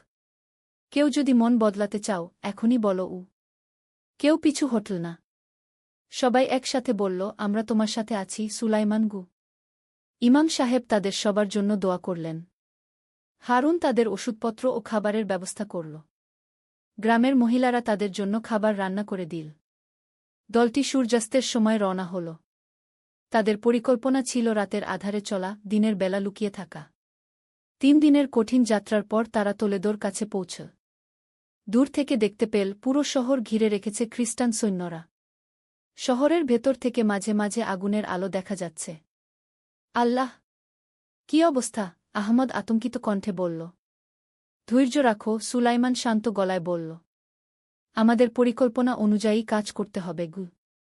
তারা শহরের পূর্ব দিকে একটি পাহাড়ি টিলার আড়ালে লুকাল। সেখান থেকে নিরাপদে শত্রু শিবিরের গতিবিধি লক্ষ্য করতে লাগল। সুলাইমান, ইব্রাহিম চিন্তিত গলায় বলল, এত পাহারা। আমরা ভেতরে ঢুকব কিভাবে? সুলাইমান একটি পুরনো মানচিত্র বের করল। দেখো, এখানে শহরের দক্ষিণ দিকে একটা পুরনো নর্দমার পথ আছে। সেটা দিয়ে হয়তো ভেতরে ঢোকা যাবে। কিন্তু সেটা তো খুবই ঝুঁকিপূর্ণ, উমর বলল। জানি, কিন্তু আমাদের কোনো বিকল্প নেই। পঞ্চম অধ্যায়, ভেতরে প্রবেশ। মধ্যরাতের পর তারা নর্দমার দিকে এগোল। চাঁদ মেঘের আড়ালে, চারদিক অন্ধকার। সুলাইমান সবার আগে, পিছনে বাকিরা। নর্দমার মুখে পৌঁছে দেখল প্রবেশপথটা খুবই সরু। একজন একজন করে সরু সুড়ঙ্গ দিয়ে হামাগুড়ি দিয়ে এগোতে হবে। বিসমিল্লাহ বলে সুলাইমান প্রথম ঢুকল। প্রায় 1 ঘণ্টা হামাগুড়ি দেওয়ার পর তারা শহরের ভেতরে বেরিয়ে এল। চারদিক ধ্বংসস্তূপ, অনেক বাড়িঘর পোড়া, রাস্তায় ধ্বংসাবশেষ। ইয়া রাব্বি, কি অবস্থা, একজন ফিসফিস করে বলল। তারা সাবধানে এগিয়ে চল। হঠাৎ একটা গলিতে একজন বৃদ্ধ মানুষ দেখতে পেল। সে খুবই দুর্বল, হাঁটতে পারছে না। সুলাইমান তার কাছে গেল। আসসালামু আলাইকুম চাচাগু। বৃদ্ধ চমকে উঠল। ওয়া আলাইকুমুসসালাম। তোমরা কারা? এখানে এলে কিভাবে? আমরা দার আল হিকমাহ গ্রাম থেকে এসেছি। আপনাদের সাহায্য করতে এসেছি। বৃদ্ধের চোখে পানি এসে গেল। আল্লাহর রহমত, তোমরা এত বিপদের মধ্যে এলে। চাচা, এখানে আহত মানুষরা কোথায়? মসজিদে জমা হয়েছে সবাই। ইমাম সাহেব সবার সেবা করার চেষ্টা করছেন, কিন্তু ওষুধ নেই, খাবার নেই। তারা বৃদ্ধকে কাঁধে নিয়ে মসজিদের দিকে এগোল। মসজিদে পৌঁছে দেখল ভয়াবহ দৃশ্য। অসংখ্য আহত মানুষ, তাদের মধ্যে নারী, শিশু, বৃদ্ধ। সবার মুখে কষ্টের ছাপ। মসজিদের ইমাম দেখতে পেয়ে কাছে এলেন। আপনারা কারা? সুলাইমান পরিচয় দিল। ইমাম সাহেব খুশি হয়ে বললেন, আল্লাহ আপনাদের পাঠিয়েছেন। আমরা খুবই অসহায় অবস্থায় আছি। সুলাইমান ও তার সাথীরা তাৎক্ষণিকভাবে কাজে লেগে গেল। তারা আহতদের ক্ষত পরিষ্কার করল, ওষুধ লাগাল, খাবার দিল। ডাক্তার সাহেব, একজন মা কাঁদতে কাঁদতে বলল, আমার ছেলেটার খুব জ্বর। কিছু করুন। সুলাইমান শিশুটিকে দেখল। গুরুতর অসুখ। সে তার ব্যাগ থেকে ওষুধ বের করে শিশুটিকে দিল। ইনশাআল্লাহ ভালো হয়ে যাবে, কিন্তু নিয়মিত ওষুধ দিতে হবে। এভাবে পুরো রাত তারা মানুষদের সেবা করল। ভোর হতে না হতেই তাদের লুকিয়ে থাকতে হল। ষষ্ঠ অধ্যায়, অপ্রত্যাশিত মুখোমুখি। দিনের বেলা তারা মসজিদের বেসমেন্টে লুকিয়ে থাকল। সন্ধ্যা হতেই আবার সেবার কাজে লেগে গেল। এভাবে 3 দিন কাটল। চতুর্থ দিনে একটা বিপজ্জনক ঘটনা ঘটল। সুলাইমান একটি আহত যুবকের চিকিৎসা করছিল। হঠাৎ সেই যুবক তার হাত ধরল। ডাক্তার সাহেব, আপনি কি মুসা আল ফাতেহকে চেনেন? সুলাইমান চমকে উঠল।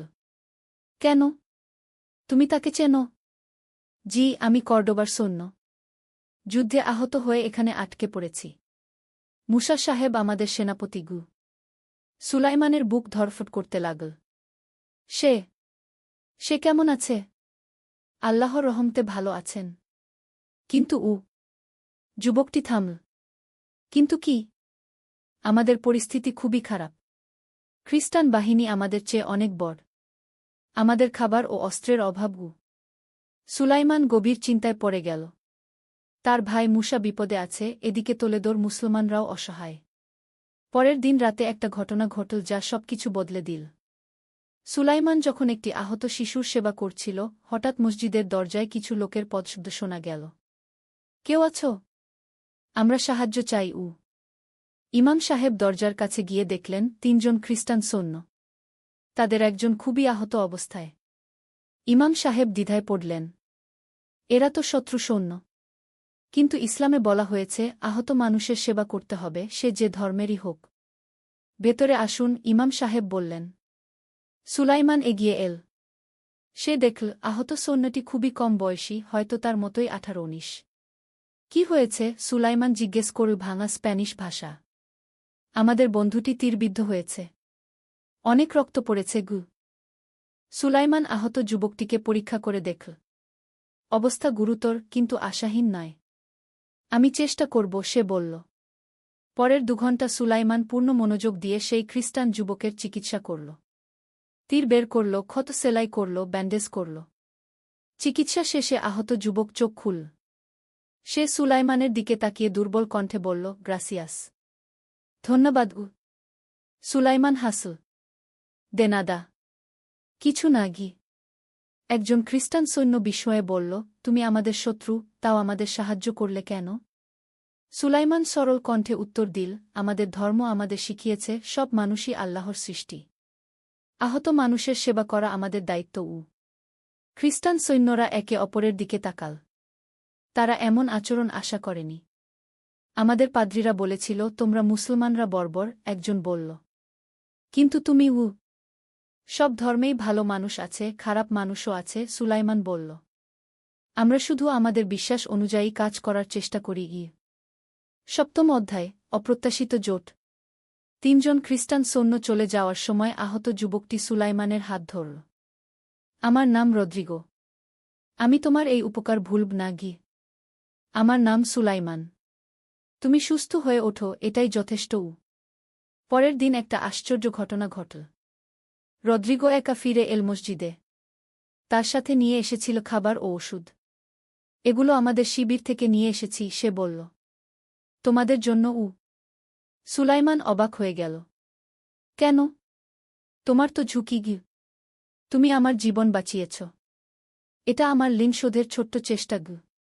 রদ্রিগো আরও জানাল, আমি আমার কমান্ডারের সাথে কথা বলেছি। তিনি রাজি হয়েছেন যে যদি তোলেদো আত্মসমর্পণ করে তাহলে নিরীহ নাগরিকদের ক্ষতি করা হবে না গু। সুলাইমানের মনে একটা পরিকল্পনা এল। রদ্রিগো, আমি তোমার সাথে একটা চুক্তির প্রস্তাব করি গি। কি ধরনের চুক্তি? তোলেদোর নিরীহ মানুষদের নিরাপদে বের করে নেওয়ার ব্যবস্থা করো। বিনিময়ে আমরা শহর ছেড়ে দেবগু। রদ্রিগো চিন্তা করল।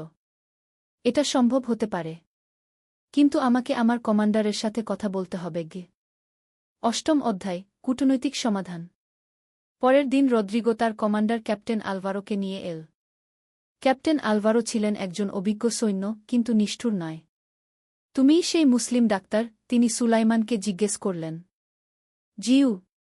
রদ্রিগো আমাকে তোমার কথা বলেছে। তুমি তার জীবন বাঁচিয়েছ।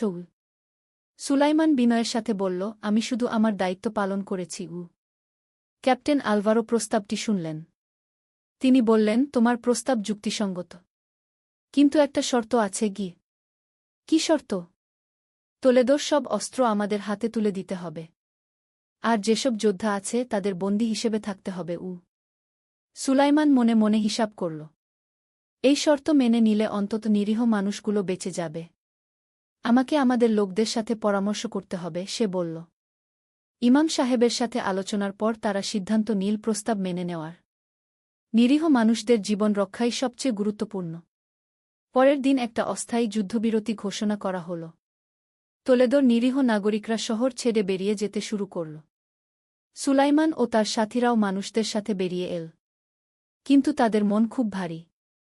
তারা তোলেদো বাঁচাতে পারেনি। সুলাইমান, রদ্রিগো তাকে ডাকল। আমি তোমাকে একটা গোপন খবর দিতে চাই। কি খবর? আমাদের প্রধান সেনাপতি পরিকল্পনা করছেন কর্ডোবা আক্রমণের। তোমার ভাইয়ের বাহিনী যেখানে আছে সেখানে আক্রমণ হবে গে। সুলাইমানের মাথায় বজ্রপাত হল। মুসা বিপদে। নবম অধ্যায়, জরুরি বার্তা। সুলাইমান তাৎক্ষণিকভাবে সিদ্ধান্ত নিল। তাকে যত তাড়াতাড়ি সম্ভব মুসার কাছে পৌঁছাতে হবে। রদ্রিগো, তুমি আমাকে এই খবর দিলে কেন? রদ্রিগো গম্ভীর হয়ে বলল, তুমি আমার জীবন বাঁচিয়েছ। আর আমি বুঝেছি যুদ্ধ কোনো সমাধান নয়। শুধু রক্তপাত আর ধ্বংস। তুমি কি জানো কখন আক্রমণ হবে? 3 দিন পর। নতুন চাঁদের রাতে গু। সুলাইমান তার সাথীদের ডাকল। আমাদের এক্ষুনি রওনা হতে হবে। মুসা ভাই বিপদে ঘি। তারা রাতের আধারেই যাত্রা শুরু করল। এবার তাদের সাথে ছিল তোলেদোর কিছু উদ্বাস্তু মানুষ। 3 দিন 3 রাতের অক্লান্ত যাত্রার পর তারা মুসলিম বাহিনীর ক্যাম্পের কাছে পৌঁছল। কে ওখানে? সেন্ট্রি চ্যালেঞ্জ করল। আমি সুলাইমান ইবনে আবু ইউসুফ, মুসা আল ফাতেহর ভাই। জরুরি খবর নিয়ে এসেছি। সেন্ট্রি তাকে চিনত। তাৎক্ষণিকভাবে মুসার তাঁবুতে নিয়ে গেল। মুসা তার ছোট ভাইকে দেখে অবাক হয়ে গেল। সুলাইমান, তুমি এখানে কি করছ? সুলাইমান সব ঘটনা খুলে বলল। তোলেদোর অবস্থা, রদ্রিগোর সাথে সাক্ষাৎ এবং সবচেয়ে গুরুত্বপূর্ণ, আসন্ন আক্রমণের খবর। মুসার মুখ গম্ভীর হয়ে উঠল। আজই রাতে আক্রমণ হবে মানে? হ্যাঁ। আর তাদের একটা বিশেষ পরিকল্পনা আছে। তারা আমাদের পানির উৎস বিষিয়ে দেওয়ার চেষ্টা করবে গে। মূসা তাৎক্ষণিকভাবে তার অফিসারদের জরুরি সভায় ডাকল। 10ম অধ্যায়, প্রতিরক্ষার প্রস্তুতি। ভাইয়েরা, মূসা তার অফিসারদের বলল, আমরা একটা গুরুত্বপূর্ণ গোয়েন্দা তথ্য পেয়েছি। আজ রাতেই শত্রুরা আক্রমণ করবে গিয়ে। সবাই চোখ পাচড়ে গেল। তারা তো কোনো প্রস্তুতি নেয়নি। কিন্তু সেনাপতি সাহেব, আমাদের সৈন্যরা ক্লান্ত। অনেক দিনের যাত্রায় তারা দুর্বল গো। মূসা দৃঢ় কণ্ঠে বলল, আল্লাহর উপর ভরসা রাখো। ক্লান্ত হলেও আমরা মুজাহিদ। আমাদের শক্তি আসে ঈমান থেকে গিয়ে। তিনি দ্রুত প্রতিরক্ষার ব্যবস্থা করলেন। পানির উৎসগুলোতে বিশেষ পাহারা, চারদিকে গোপন সেন্ট্রি এবং একটা পাল্টা আক্রমণের পরিকল্পনা। সুলাইমান বলল, ভাই, আমিও লড়তে চাই। মূসা তার ছোট ভাইয়ের দিকে তাকাল। তুমি ইতিমধ্যে অনেক বড় কাজ করেছ। তোমার তথ্যের জন্য আমরা প্রস্তুতি নিতে পেরেছি গে। কিন্তু আমি নিরাপদ জায়গায় বসে থাকতে পারব না গে। মূসা একটু ভাবল। তারপর বলল, ঠিক আছে। তুমি আমাদের মেডিকেল টিমের সাথে থাকবে। আহত সৈন্যদের সেবা করবে গু। রাতের প্রথম প্রহরে সব শান্ত ছিল। কিন্তু মধ্যরাতের পর একটা অদ্ভুত শব্দ শোনা গেল। মাটির নিচ থেকে আসছে। সেনাপতি সাহেব, একজন সেন্ট্রি দৌড়ে এল। শত্রুরা মাটির নিচ দিয়ে সুডঙ্গ খুঁড়ে আসছে। মূসা তাৎক্ষণিকভাবে পাল্টা ব্যবস্থা নিল। আগুন জ্বালাও। সুডঙ্গের মুখে ধোঁয়া পাঠাও। একটা তুমুল লড়াই শুরু হল। চারদিক থেকে খ্রিস্টান সৈন্যরা আক্রমণ করল। তীর, তরবারি, বর্ষার শব্দে আকাশ-বাতাস কেঁপে উঠল। 11 অধ্যায়, বিজয়ের রাত। যুদ্ধ চলল পুরো রাত জুড়ে। মূসার বাহিনী দুর্দান্ত সাহসিকতার সাথে লড়ল। তারা জানত তারা শুধু নিজেদের জন্য নয়, পুরো মুসলিম আন্দালুসিয়ার জন্য লড়ছে। সুলাইমান আহত সৈন্যদের সেবা করতে করতে দেখল, যুদ্ধক্ষেত্রের এক কোণে কিছু খ্রিস্টান সৈন্যও আহত হয়ে পড়ে আছে। একটা দ্বিধা তৈরি হল তার মনে। এরা তো শত্রু। কিন্তু এরাও তো মানুষ। আল্লাহ, আমাকে সঠিক পথ দেখাও, সে মনে মনে দোয়া করল। তারপর সিদ্ধান্ত নিল। সে আহত খ্রিস্টান সৈন্যদের কাছেও গেল। তাদের ক্ষত পরিষ্কার করল, প্রাথমিক চিকিৎসা দিল। একজন খ্রিস্টান সৈন্য অবাক হয়ে জিজ্ঞেস করল, তুমি আমাদের শত্রু, তাও সাহায্য করছ কেন? সুলাইমান সেই একই উত্তর দিল যা সে তোলেদোতে দিয়েছিল। আমাদের ধর্ম আমাদের শিখিয়েছে মানুষের সেবা করতে গু। ভোরের আলো ফুটতে না ফুটতে খ্রিস্টান বাহিনী পিছু হটতে শুরু করল। তারা বুঝতে পারল, মুসলিম বাহিনী তাদের চেয়ে ভালো প্রস্তুত। মূসা বিজয়ের ঘোষণা দিল। আলহামদুলিল্লাহ। আল্লাহ আমাদের বিজয় দান করেছেন। সৈন্যরা আনন্দে তকবীর দিতে লাগল। আল্লাহু আকবার। আল্লাহু আকবার। 12 অধ্যায়, অপ্রত্যাশিত সাক্ষাৎ। বিজয়ের পর মূসা তার ছোট ভাইকে ডাকল। সুলাইমান, তুমি আজ দারুণ কাজ করেছ।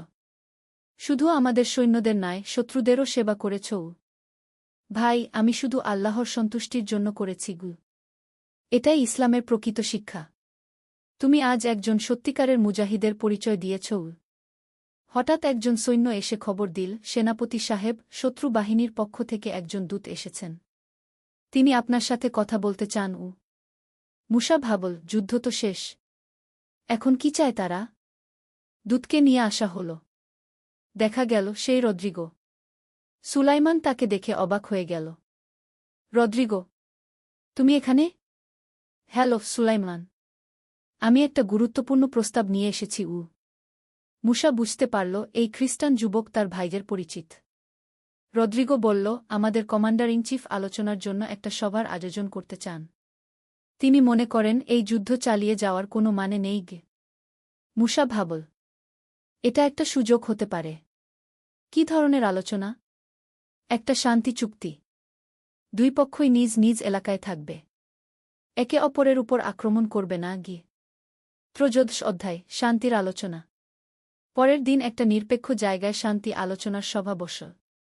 খ্রিস্টান পক্ষ থেকে তাদের প্রধান সেনাপতি কাউন্ট রামন, আর মুসলিম পক্ষ থেকে মূসা আল ফাতেহ। সুলাইমানও সেখানে উপস্থিত ছিল অনুবাদক হিসেবে। কাউন্ট রামন ছিলেন একজন অভিজ্ঞ যোদ্ধা ও কূটনীতিক। তিনি বললেন, আমি স্বীকার করি, আপনাদের সাথে লড়াই করে আমরা কোনো লাভবান হইনি। আপনাদের সৈন্যরা বীর যোদ্ধাগু। মুসা বিনয়ের সাথে বলল, আমরাও চাই না অয়থা রক্তপাত হোক। আমাদের লক্ষ্য শান্তিতে বাস করা গি। তাহলে আমাদের প্রস্তাব এই, কাউন্ট রামন বলল, আমরা একটা সীমানা নির্ধারণ করি। সেই সীমানার উত্তরে আমাদের এলাকা, দক্ষিণে আপনাদের এলাকা গু। শর্ত কি? কোনো পক্ষ অন্য পক্ষের এলাকায় আক্রমণ করবে না। ব্যবসা বাণিজ্য চালু থাকবে। যে কেউ নিজের ইচ্ছায় নিজের ধর্ম পালন করতে পারবে গু।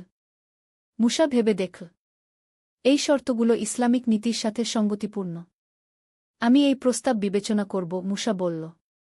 কিন্তু আমাকে খলিফার সাথে পরামর্শ করতে হবে গু। অবশ্যই। আমরা 3 দিন অপেক্ষা করব। সভা শেষ হওয়ার সময় কাউন্ট রামন সুলাইমানের কাছে এলেন। আমি শুনেছি তুমি আমাদের আহত সৈন্যদেরও সেবা করেছ। সুলাইমান মাথা নিচু করে বলল, আমি শুধু আমার বিবেক অনুসরণ করেছি গি। এটাই প্রকৃত মানবতা। তুমি আমার শ্রদ্ধা অর্জন করেছ। 14 অধ্যায়, খলিফার সিদ্ধান্ত। মুসা দ্রুত কর্ডোবায় ফিরে গেল খলিফার সাথে আলোচনা করতে। সুলাইমান রয়ে গেল ক্যাম্পে।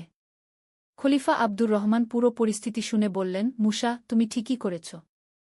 ইসলাম শান্তিকে যুদ্ধের চেয়ে অগ্রাধিকার দেয়া। যদি তারা সত্যিকারের শান্তি চায়, আমাদের তা গ্রহণ করা উচিত কি? কিন্তু ইয়া আমিরুল মুমিনিন, তাদের উপর ভরসা করা যায় কি? সেটা সময় বলবে।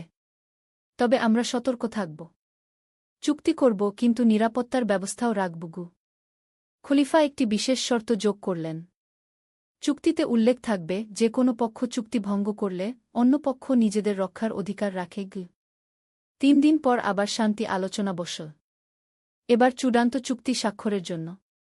আলহামদুলিল্লাহ, মুসা বলল, আমরা এই শান্তি চুক্তিতে সম্মত গু। কাউন্ট রামনো স্বস্তির নিঃশ্বাস ফেল। আমরাও এই চুক্তিতে সম্মত গু। চুক্তি স্বাক্ষরের সময় একটি ছোট অনুষ্ঠান হল। 2 পক্ষের সৈন্যরা দূর থেকে দেখল। এই চুক্তির নাম হবে মিসাক আসসালাম, শান্তির চুক্তি, মুসা ঘোষণা করল।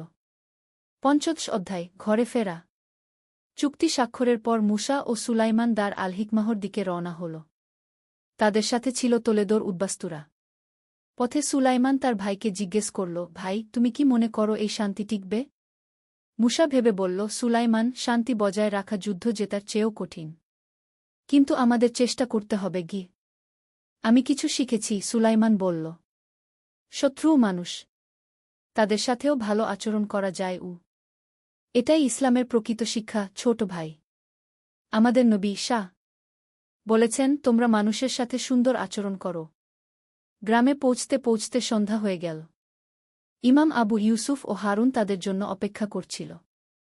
আলহামদুলিল্লাহ, আমার ছেলেরা নিরাপদে ফিরে এসেছে, ইমাম সাহেব আবেগপ্রবণ কণ্ঠে বলল। সুলাইমান তার পিতার পা ছুঁয়ে সালাম করল। পিতা, আমি অনেক কিছু শিখেছি গু। কি শিখেছ, বাছা? শিখেছি যে জিহাদ মানে শুধু তরবারি নিয়ে লড়াই না। মানুষের সেবা করাও জিহাদ। অন্যায়ের বিরুদ্ধে দাঁড়ানোও জিহাদ। নিজের মনের খারাপ চিন্তার বিরুদ্ধে লড়াই করাও জিহাদ। ইমাম সাহেবের চোখে খুশির অশ্রু এল। মাশাআল্লাহ, তুমি প্রকৃত জিহাদের অর্থ বুঝেছ। 26 অধ্যায়, নতুন সূর্যোদয়। কয়েক মাস পরে দার আল হিকমাহ গ্রামে একটা ছোট্ট হাসপাতাল তৈরি হল। সুলাইমান সেখানে ডাক্তার হিসেবে কাজ শুরু করল। শুধু মুসলমানরা নয়, খ্রিস্টান এলাকা থেকেও মানুষ চিকিৎসার জন্য আসত। একদিন একটা খ্রিস্টান পরিবার এল। তাদের ছোট মেয়েটি খুব অসুস্থ। ডাক্তার সাহেব, আমাদের মেয়েকে বাঁচান, বাবা কাঁদতে কাঁদতে বলল। সুলাইমান পুরো মনোযোগ দিয়ে শিশুটির চিকিৎসা করল। কয়েক দিনের চিকিৎসার পর শিশুটি সুস্থ হয়ে উঠল। কত টাকা লাগবে, বাবা জিজ্ঞেস করল। কিছু লাগবে না, সুলাইমান বলল। আল্লাহর শুকরিয়া যথেষ্ট। খ্রিস্টান পরিবারটি অবাক হয়ে গেল। কিন্তু আমরা তো ভিন্ন ধর্মের গু। মানুষের সেবায় কোনো ধর্মের বাধা নেই, সুলাইমান হেসে বলল। এই ঘটনার পর সুলাইমানের খ্যাতি ছড়িয়ে গেল। মানুষ তাকে হাকিম আরহমাহ, দয়ালু ডাক্তার বলে ডাকতে শুরু করল। 27 অধ্যায়, রদ্রিগোর ভিজিট। 1 বছর পর রদ্রিগো দার আল হিকমাহ গ্রামে এল। সে এখন একজন বাণিজ্যিক দূত। 2 অঞ্চলের মধ্যে ব্যবসা বাণিজ্যের তদারকি করে। সুলাইমান, রদ্রিগো খুশিতে চিৎকার করে উঠল। রদ্রিগো, আমার বন্ধু। সুলাইমান তাকে জড়িয়ে ধরল। আমি তোমার হাসপাতালের কথা শুনেছি। দারুণ কাজ করছ। আলহামদুলিল্লাহ। আল্লাহ তৌফিক দিয়েছেন গু। রদ্রিগো একটা প্রস্তাব নিয়ে এসেছিল। সুলাইমান, আমি চাই তুমি আমাদের এলাকায়ও একটা হাসপাতাল তৈরি করো। আমাদের সেখানে ভালো ডাক্তারের অভাব গু। সুলাইমান ভাবল, এটা দুই সম্প্রদায়ের মধ্যে সম্পর্ক আরও ভালো করবে। আমি আমার পিতার সাথে আলোচনা করে জানাব। ইমাম সাহেবের অনুমতি পেয়ে সুলাইমান খ্রিস্টান এলাকায় একটি ছোট মেডিকেল ক্যাম্প খুল। সপ্তাহে দুদিন সে সেখানে যেত। অষ্টাদশ অধ্যায়, বড় পরীক্ষা। 2 বছর পর একটা বড় পরীক্ষা এল। উত্তর আফ্রিকা থেকে একদল মুসলিম যোদ্ধা এল। তারা শান্তি চুক্তি মানতে চায় না। তারা চায় সব খ্রিস্টানদের এখানে থেকে তাড়িয়ে দিতে। তাদের নেতা হামিদ ইবনে ইউসুফ মুসার কাছে এল। মুসা ভাই, আপনি খ্রিস্টানদের সাথে চুক্তি করে ভুল করেছেন। এরা আমাদের শত্রু। এদের সাথে কোনো সমঝোতা হতে পারে না গি। মুসা শান্ত কণ্ঠে উত্তর দিল, হামিদ ভাই, ইসলাম আমাদের শিখিয়েছে ইনসাফের সাথে চলতে। যারা আমাদের সাথে শান্তিতে থাকতে চায় তাদের সাথে আমরাও শান্তিতে থাকব। কিন্তু এরা কাফির। হ্যাঁ, তারা আমাদের ধর্ম মানে না।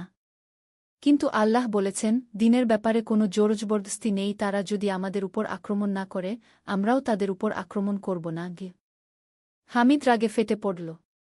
আপনি খ্রিস্টানদের বন্ধু হয়ে গেছেন। আপনার মুসলমানিত্ব নিয়ে সন্দেহ আছে। এই কথায় মুসার চোখে আগুন জ্বলে উঠল। কিন্তু সে নিজেকে সংযত রাখল। হামিদ ভাই, আপনি আমার ঈমান নিয়ে প্রশ্ন তুলতে পারেন না। আমি আল্লাহ ও তার রাসূলের নির্দেশ অনুসরণ করে চলি গ। 49 অধ্যায়, সমাধানের পথ। হামিদ ও তার অনুসারীরা চলে গেলেও সমস্যার সমাধান হল না। তারা গোপনে খ্রিস্টান এলাকায় আক্রমণের পরিকল্পনা করতে লাগল। সুলাইমান এই খবর পেল রদ্রিগোর কাছ থেকে। সুলাইমান, আমাদের গুপ্তচরেরা খবর দিয়েছে যে কিছু মুসলিম যোদ্ধা আমাদের গ্রামে আক্রমণের পরিকল্পনা করছে। তুমি কি করো? সুলাইমান গভীর চিন্তায় পড়ে গেল। একদিকে তার নিজের ধর্মের মানুষ, অন্যদিকে নিরীহ মানুষদের রক্ষা করার দায়িত্ব। রদ্রিগো, আমি আমার ভাইয়ের সাথে কথা বলবো। কিন্তু তুমিও তোমার লোকদের বলো, তারা যেন কোনো উস্কানিতে না আসে গি। সুলাইমান মুসার কাছে গেল। ভাই, একটা বড় সমস্যা দেখা দিয়েছে গি। সবকিছু শুনে মুসা বলল, এই হামিদ আমাদের শান্তি নষ্ট করতে চায়। আমাদের কিছু করতে হবে। কি করবে? আমি হামিদের সাথে একটা খোলা বিতর্কের আয়োজন করব। লোকজনের সামনে প্রমাণ করব কোনটা ইসলামের সঠিক নির্দেশনা গে। পরের জুমুয়ার দিন মসজিদে একটা বিশেষ আলোচনা সভার আয়োজন করা হল। হামিদ ও মুসা দুজনেই তাদের মতামত পেশ করল। হামিদ বলল, ভাইয়েরা, কাফিরদের সাথে বন্ধুত্ব করা হারাম। আমাদের তাদের সাথে লড়াই করতে হবে গু। মুসা তার উত্তরে বলল, ভাইয়েরা, আল্লাহ কোরআনে বলেছেন, যারা দিনের ব্যাপারে তোমাদের সাথে যুদ্ধ করেনি এবং তোমাদের দেশ থেকে বহিষ্কার করেনি, তাদের সাথে সদ্ব্যবহার ও ইনসাফ করতে আল্লাহ তোমাদের নিষেধ করেন না। লোকজন মুসার যুক্তি শুনে মুগ্ধ হল। তারা বুঝতে পারল মুসাই সঠিক পথে আছে। 20 অধ্যায়, চূড়ান্ত বিজয়। হামিদ লজ্জিত হয়ে চলে গেল। তার অনুসারীরাও তাকে ছেড়ে দিল। শান্তি চুক্তি আবার দৃঢ় ভিত্তির উপর দাঁড়াল। কিছুদিন পর একটা বড় প্রাকৃতিক দুর্যোগ হল। ভূমিকম্পে অনেক বাড়িঘর ভেঙে পড়ল। মুসলিম ও খ্রিস্টান উভয় এলাকায় ক্ষয়ক্ষতি হল। সুলাইমান তাৎক্ষণিকভাবে একটা ত্রাণ দল গঠন করল। মুসলিম ও খ্রিস্টান যুবকরা একসাথে কাজ করল। রদ্রিগোর নেতৃত্বে খ্রিস্টান যুবকরাও মুসলিম এলাকায় সাহায্য পৌঁছাল। এই দৃশ্য দেখো, ইমাম আবু ইউসুফ হারুনকে বলল, বিপদের সময় সব মানুষ একই। সুলাইমান সত্যিই একটা দারুণ কাজ করেছে, হারুন বলল। সে দুই সম্প্রদায়ের মধ্যে সেতুবন্ধন তৈরি করেছে। 21তম অধ্যায়, উপসংহার, নতুন প্রজন্ম। 10 বছর পরে দার আল হিকমাহ গ্রাম পরিণত হয়েছে একটা ছোট্ট শহরে। এখানে মুসলিম ও খ্রিস্টান দুই সম্প্রদায়ের মানুষ শান্তিতে বাস করে। সুলাইমানের হাসপাতাল এখন একটা বড় চিকিৎসা কেন্দ্র। রদ্রিগো তার ব্যবসার প্রসার ঘটিয়েছে। দুই অঞ্চলের মধ্যে ব্যবসা বাণিজ্য বেড়েছে। মুসা এখন পুরো অঞ্চলের গভর্নর। তার ন্যায়বিচার ও প্রজ্ঞার জন্য সবাই তাকে শ্রদ্ধা করে। একদিন সুলাইমানের কাছে একটা চিঠি এল। চিঠিটা এসেছে বাগদাদ থেকে, খলিফা হারুন অর-রশিদের দরবার থেকে। চিঠিতে লেখা, বিসমিল্লাহির রাহমানির রাহিম। প্রিয় সুলাইমান আল-আন্দালুসি, আপনার মানবিক সেবা ও শান্তি স্থাপনের কাজের কথা আমাদের দরবারে পৌঁছেছে। আল্লাহ আপনাকে উত্তম প্রতিদান দান করুন। আপনি প্রমাণ করেছেন যে ইসলামের প্রকৃত শিক্ষা হল মানুষের কল্যাণ। ধর্ম, বর্ণ, গোত্র নির্বিশেষে সব মানুষের সেবা করা। আপনাকে সালাহাদ্দিন আলাইজুবি পদক দেওয়া হল। এটা তাদেরই দেওয়া হয় যারা শান্তি ও মানবতার সেবায় অসামান্য অবদান রাখে। বারাকাল্লাহু ফিকুম। খলিফা হারুন অর-রশিদ। সুলাইমানের চোখে পানি এসে গেল। সে বুঝতে পারল, আল্লাহ তার ছোট্ট প্রচেষ্টাকে কবুল করেছেন। সেই সন্ধ্যায় পরিবারের সকলে একসাথে বসল। ইমাম আবু ইউসুফ এখন অনেক বৃদ্ধ, কিন্তু তার চোখে এখনও সেই তেজ। আল্লাহর শুকরিয়া, তিনি বলল, আমার ছেলেরা আমার স্বপ্নের চেয়েও বড় কাজ করেছে। পিতা সুলাইমান বলল, আপনি আমাদের যে শিক্ষা দিয়েছেন সেটাই আমাদের আসল শক্তি। আর এখন আমাদের পরবর্তী প্রজন্মকে এই শিক্ষা দিতে হবে। মূসা বলল। বাইরে সূর্য অস্ত যাচ্ছে, কিন্তু দার আল হিকমাহর মানুষদের হৃদয়ে একটা নতুন সূর্যের উদয় হয়েছে। শান্তি, সম্প্রীতি আর মানবতার সূর্য। উপসংহার, শিক্ষা। এই গল্পের শিক্ষা: ১. ইসলামের প্রকৃত জিহাদ হল অন্যায়ের বিরুদ্ধে সংগ্রাম। এটা শুধু যুদ্ধক্ষেত্রে নয়, জীবনের সব ক্ষেত্রে। ২. মানুষের সেবা করা, অসহায়দের পাশে দাঁড়ানো, শান্তি স্থাপন করা, এগুলোও জিহাদের অংশ। ৩. ইসলাম অন্য ধর্মের মানুষদের সাথে শান্তিপূর্ণ সহাবস্থানে বিশ্বাস করে। ন্যায়বিচার ও মানবতার ভিত্তিতে সম্পর্ক গড়ে তোলা যায়। ৪. যুদ্ধ থেকে শান্তি, ঘৃণা থেকে ভালোবাসা, বিভেদ থেকে ঐক্য, এই রূপান্তরই ইসলামের আসল লক্ষ্য। ৫. একজন সত্যিকারের মুমিন সব মানুষের কল্যাণে কাজ করে, ধর্ম, বর্ণ, জাতি নির্বিশেষে। আল্লাহ আমাদের সবাইকে এই আদর্শ অনুসরণ করার তৌফিক দান করুন। আমিন। সমাপ্ত।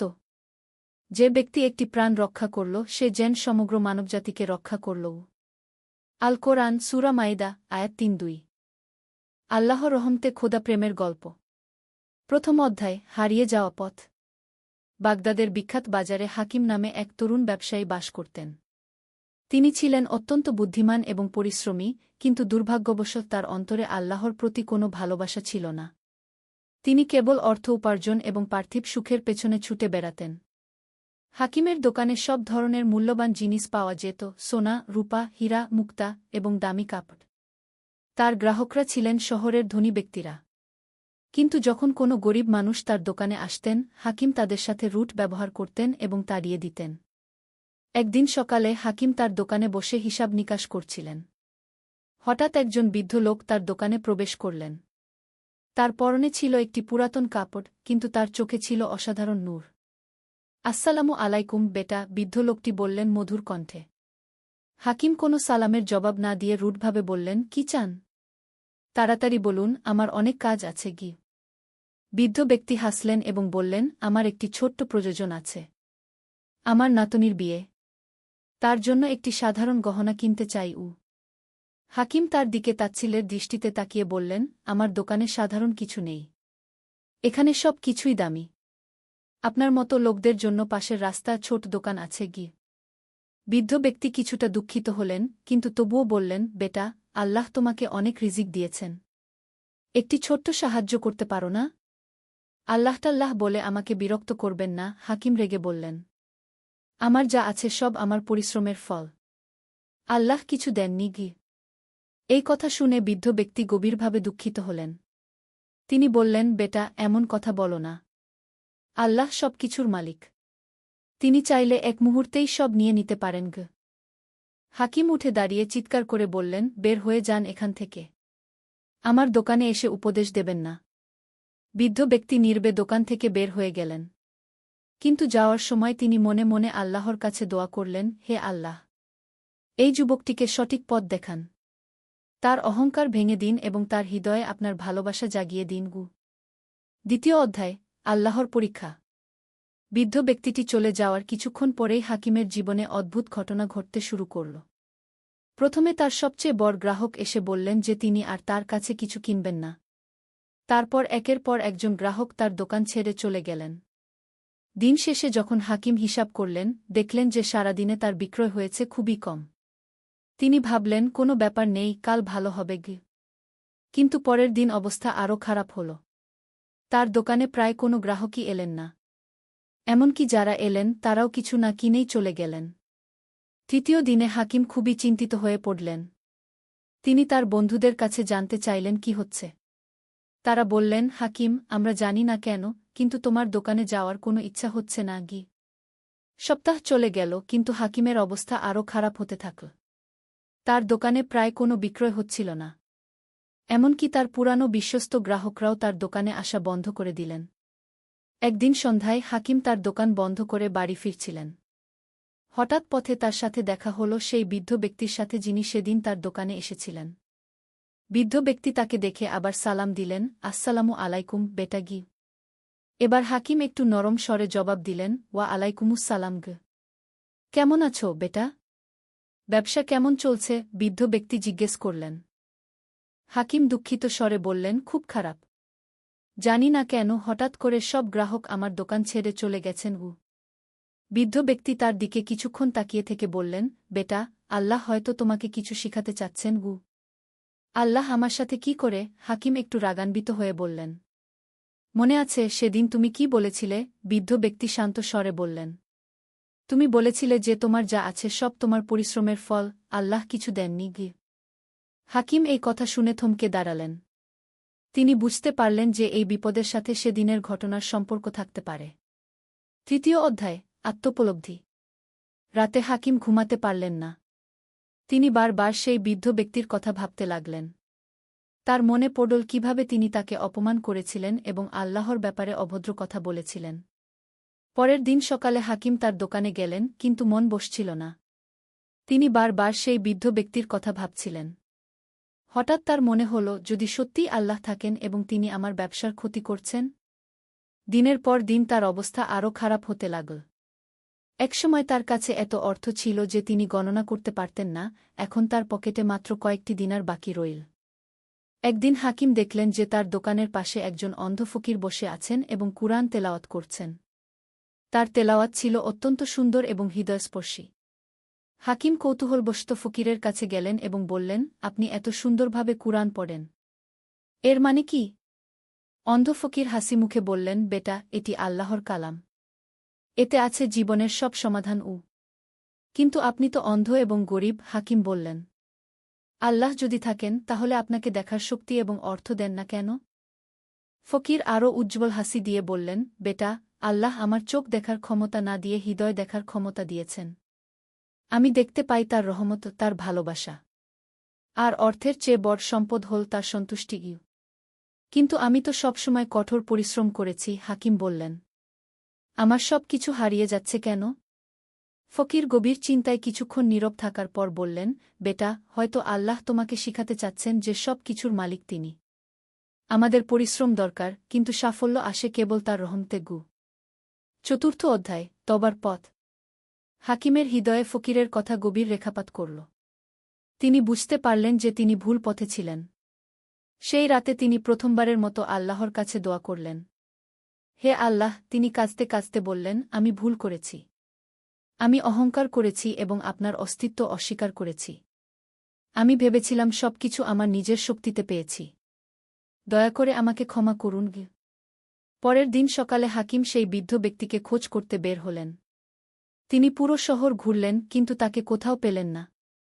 অবশেষে একজন মসজিদের ইমাম তাকে বললেন যে সেই বৃদ্ধ ব্যক্তি শহরের বাইরে একটি গ্রামে থাকেন। হাকিম সেই গ্রামে গেলেন এবং অনেক খোঁজাখুঁজির পর বৃদ্ধ ব্যক্তিকে পেলেন। তিনি একটি ছোট্ট কুঁড়েঘরে থাকতেন এবং গ্রামের লোকদের কুরআন পড়াতেন। হাকিম তার সামনে গিয়ে কাঁদতে কাঁদতে বললেন, চাচা যান, আমি ভুল করেছি। আমি আপনার সাথে খুব খারাপ ব্যবহার করেছি। দয়া করে আমাকে ক্ষমা করুন। বৃদ্ধ ব্যক্তি তাকে তুলে নিয়ে বুকে জড়িয়ে ধরলেন এবং বললেন, বেটা, আমি তোমাকে অনেক আগেই ক্ষমা করে দিয়েছি। আল্লাহ তোমাকে ক্ষমা করবেন। তুমি এখন সঠিক পথে ফিরে এসেছ। কিন্তু আমার ব্যবসা পুরোপুরি ধ্বংস হয়ে গেছে। হাকিম বললেন, এখন আমি কি করব? বৃদ্ধ ব্যক্তি বললেন, বেটা, আল্লাহ যখন কিছু নিয়ে নেন তখন তার পরিবর্তে আরও ভালো কিছু দেন। তুমি ধৈর্য রাখো এবং তার উপর ভরসা করো। পঞ্চম অধ্যায়, নতুন জীবন। হাকিম কয়েকদিন সেই গ্রামে বৃদ্ধ ব্যক্তির সাথে কাটালেন। তিনি তার কাছে নামাজ পড়া, কুরআন তেলাওয়াত এবং ইসলামের মূল শিক্ষাগুলো শিখলেন। বৃদ্ধ ব্যক্তি তাকে বললেন যে প্রকৃত সম্পদ হল আল্লাহর সন্তুষ্টি এবং মানুষের সেবা করা। বেটা, বৃদ্ধ ব্যক্তি বললেন, ব্যবসা করা কোনো খারাপ কাজ নয়। কিন্তু আল্লাহকে ভুলে গিয়ে এবং গরিবদের সাহায্য না করে ব্যবসা করা ভুল। আল্লাহ চান যে আমরা তার দেওয়া সম্পদ দিয়ে অন্যদের সাহায্য করি। হাকিম বুঝতে পারলেন যে তিনি কতটা স্বার্থপর ছিলেন। তিনি সিদ্ধান্ত নিলেন যে ভবিষ্যতে তিনি সৎভাবে ব্যবসা করবেন এবং গরিবদের সাহায্য করবেন। কয়েক সপ্তাহ পর হাকিম বাগদাদে ফিরে গেলেন। তার দোকানে এখনও কোনো গ্রাহক আসছিল না, কিন্তু তিনি হতাশ হলেন না। পরিবর্তে তিনি প্রতিদিন নামাজ পড়তেন, কুরআন তেলাওয়াত করতেন এবং আল্লাহর কাছে ক্ষমা প্রার্থনা করতেন। একদিন একটি অদ্ভুত ঘটনা ঘটল। এক বিদেশি ব্যবসায়ী তার দোকানে এলেন এবং বললেন, আমি শুনেছি আপনার কাছে খুব ভালো মানের মুক্তা আছে। হাকিম অবাক হয়ে বললেন, আপনি কোথায় শুনেছেন? আমার দোকানে তো এখন কেউ আসে না।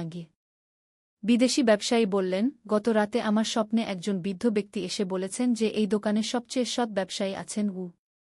হাকিম বুঝতে পারলেন যে এটি সেই বৃদ্ধ ব্যক্তির দোয়ার ফল। বিদেশি ব্যবসায়ী তার সব মুক্তা কিনে নিলেন এবং খুব ভালো দাম দিলেন। ষষ্ঠ অধ্যায়, আল্লাহর রহমত। এরপর থেকে হাকিমের জীবনে আশ্চর্য পরিবর্তন হতে লাগল। একের পর এক গ্রাহক তার দোকানে আসতে লাগলেন। কিন্তু এবার হাকিম সম্পূর্ণ ভিন্ন মানুষ। তিনি সবার সাথে ভালো ব্যবহার করতেন এবং গরিব গ্রাহকদের সাহায্য করতেন। যখন কোনো গরিব ব্যক্তি তার দোকানে আসতেন, হাকিম তাদের খুব কম দামে জিনিস বিক্রি করতেন। আর যদি কারো কাছে পর্যাপ্ত অর্থ না থাকত, তিনি বিনামূল্যে দিয়ে দিতেন। হাকিমের এই পরিবর্তন দেখে পুরো শহরের লোকেরা অবাক হয়ে গেলেন। যে ব্যক্তি আগে গরিবদের তাড়িয়ে দিতেন, সেই ব্যক্তি এখন তাদের সাহায্য করছেন। একদিন এক গরিব মহিলা তার দোকানে এসে কাঁদতে কাঁদতে বললেন, ভাই, আমার মেয়ের বিয়ে, কিন্তু আমার কাছে গহনা কেনার অর্থ নেই। হাকিম তাকে এক সেট সুন্দর গহনা দিয়ে বললেন, আপু, এটি নিয়ে যান, এর কোনো দাম লাগবে না। মহিলাটি অবিশ্বাসের সাথে জিজ্ঞেস করলেন, কেন? আপনি আমাকে চেনেন না? হাকিম বললেন, আমি আল্লাহর জন্য দিচ্ছি, তিনি আমাকে অনেক দিয়েছেন। এভাবে হাকিম প্রতিদিন গরিব মানুষদের সাহায্য করতেন। আশ্চর্যের বিষয় হল, যত বেশি তিনি দান করতেন, তার ব্যবসা তত বেশি বৃদ্ধি পেতে লাগল। সপ্তম অধ্যায়, সত্যিকারের ধনসম্পদ। কয়েক মাস পর হাকিম আগের চেয়েও বেশি ধনী হয়ে উঠলেন। কিন্তু এবার তার অর্থের প্রতি মনোভাব ছিল সম্পূর্ণ আলাদা।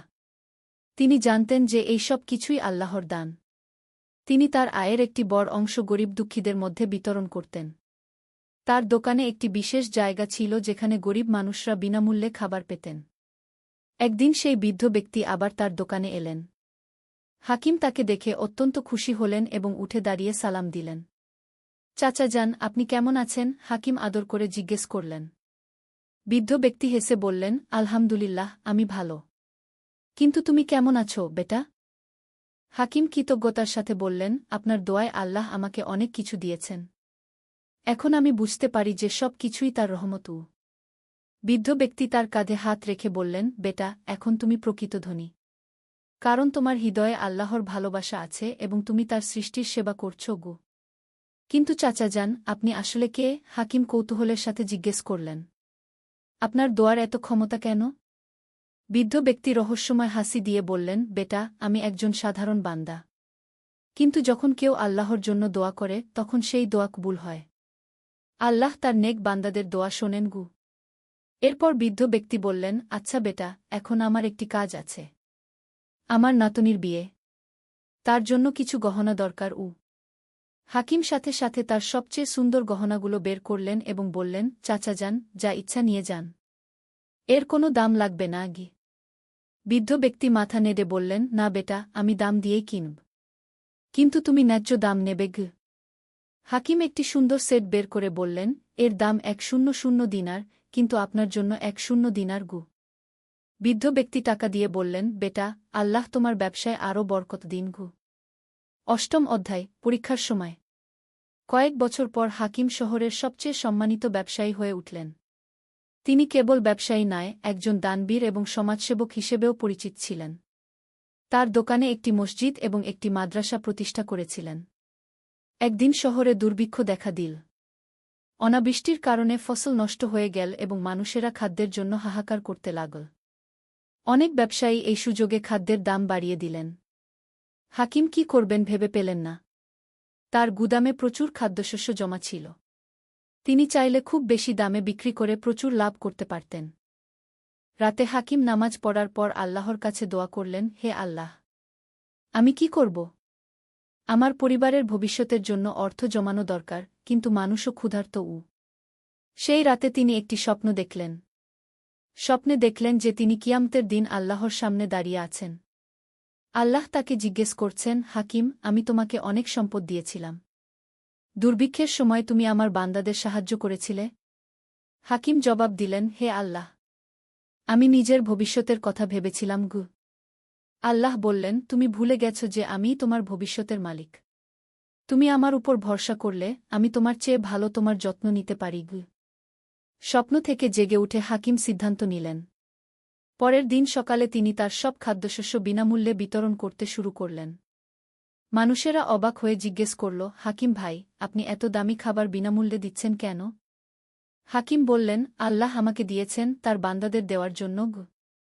নবম অধ্যায়, আল্লাহর অসীম রহমত। হাকিম তার সব খাদ্যশস্য বিতরণ করে দেওয়ার পর তার গুদাম একেবারে খালি হয়ে গেল। তার স্ত্রী এবং সন্তানরা চিন্তিত হয়ে বললেন, আপনি সব দিয়ে দিলেন, এখন আমাদের কি হবে? হাকিম বললেন, আল্লাহর উপর ভরসা রাখো, তিনি আমাদের দেখবেন। সেই রাতে হাকিম পরিবারের সাথে খুবই সামান্য খাবার খেলেন। কিন্তু তিনি মন থেকে খুশি ছিলেন, কারণ তিনি জানতেন যে তিনি সঠিক কাজ করেছেন। পরের দিন সকালে এক আশ্চর্য ঘটনা ঘটল। একদল ব্যবসায়ী তার দোকানে এসে বললেন, হাকিম ভাই, আমরা শুনেছি আপনি দুর্ভিক্ষের সময় সব খাবার বিনামূল্যে দিয়ে দিয়েছেন। আমরা অন্য শহর থেকে খাদ্যশস্য নিয়ে এসেছি, এগুলো আপনাকে দিতে চাই। হাকিম অবাক হয়ে জিজ্ঞেস করলেন, কেন? আমি তো আপনাদের চিনি না। একজন ব্যবসায়ী বললেন, আমাদের স্বপ্নে একজন বৃদ্ধ ব্যক্তি এসে বলেছেন যে হাকিম নামের একজন ব্যবসায়ী আছেন যিনি আল্লাহর জন্য সব দিয়ে দিয়েছেন, তাকে সাহায্য করতে বলেছেন। হাকিম চোখে পানি নিয়ে আল্লাহর শুকরিয়া আদায় করলেন। তিনি বুঝতে পারলেন যে সেই বৃদ্ধ ব্যক্তি আবার তার জন্য দোয়া করেছেন। ব্যবসায়ীরা তার গুদাম ভর্তি করে দিলেন খাদ্যশস্য দিয়ে। শুধু তাই নয়, তারা বললেন, হাকিম ভাই, আমরা আপনার সাথে ব্যবসায়িক সম্পর্ক করতে চাই। এরপর থেকে হাকিমের ব্যবসা আগের চেয়ে অনেক বেশি বৃদ্ধি পেল। বিভিন্ন শহর থেকে ব্যবসায়ীরা এসে তার সাথে ব্যবসা করতে চাইতেন। দশম অধ্যায়, জীবনের পাঠ। বছরের পর বছর কেটে গেল। হাকিম এখন একজন বয়স্ক মানুষ।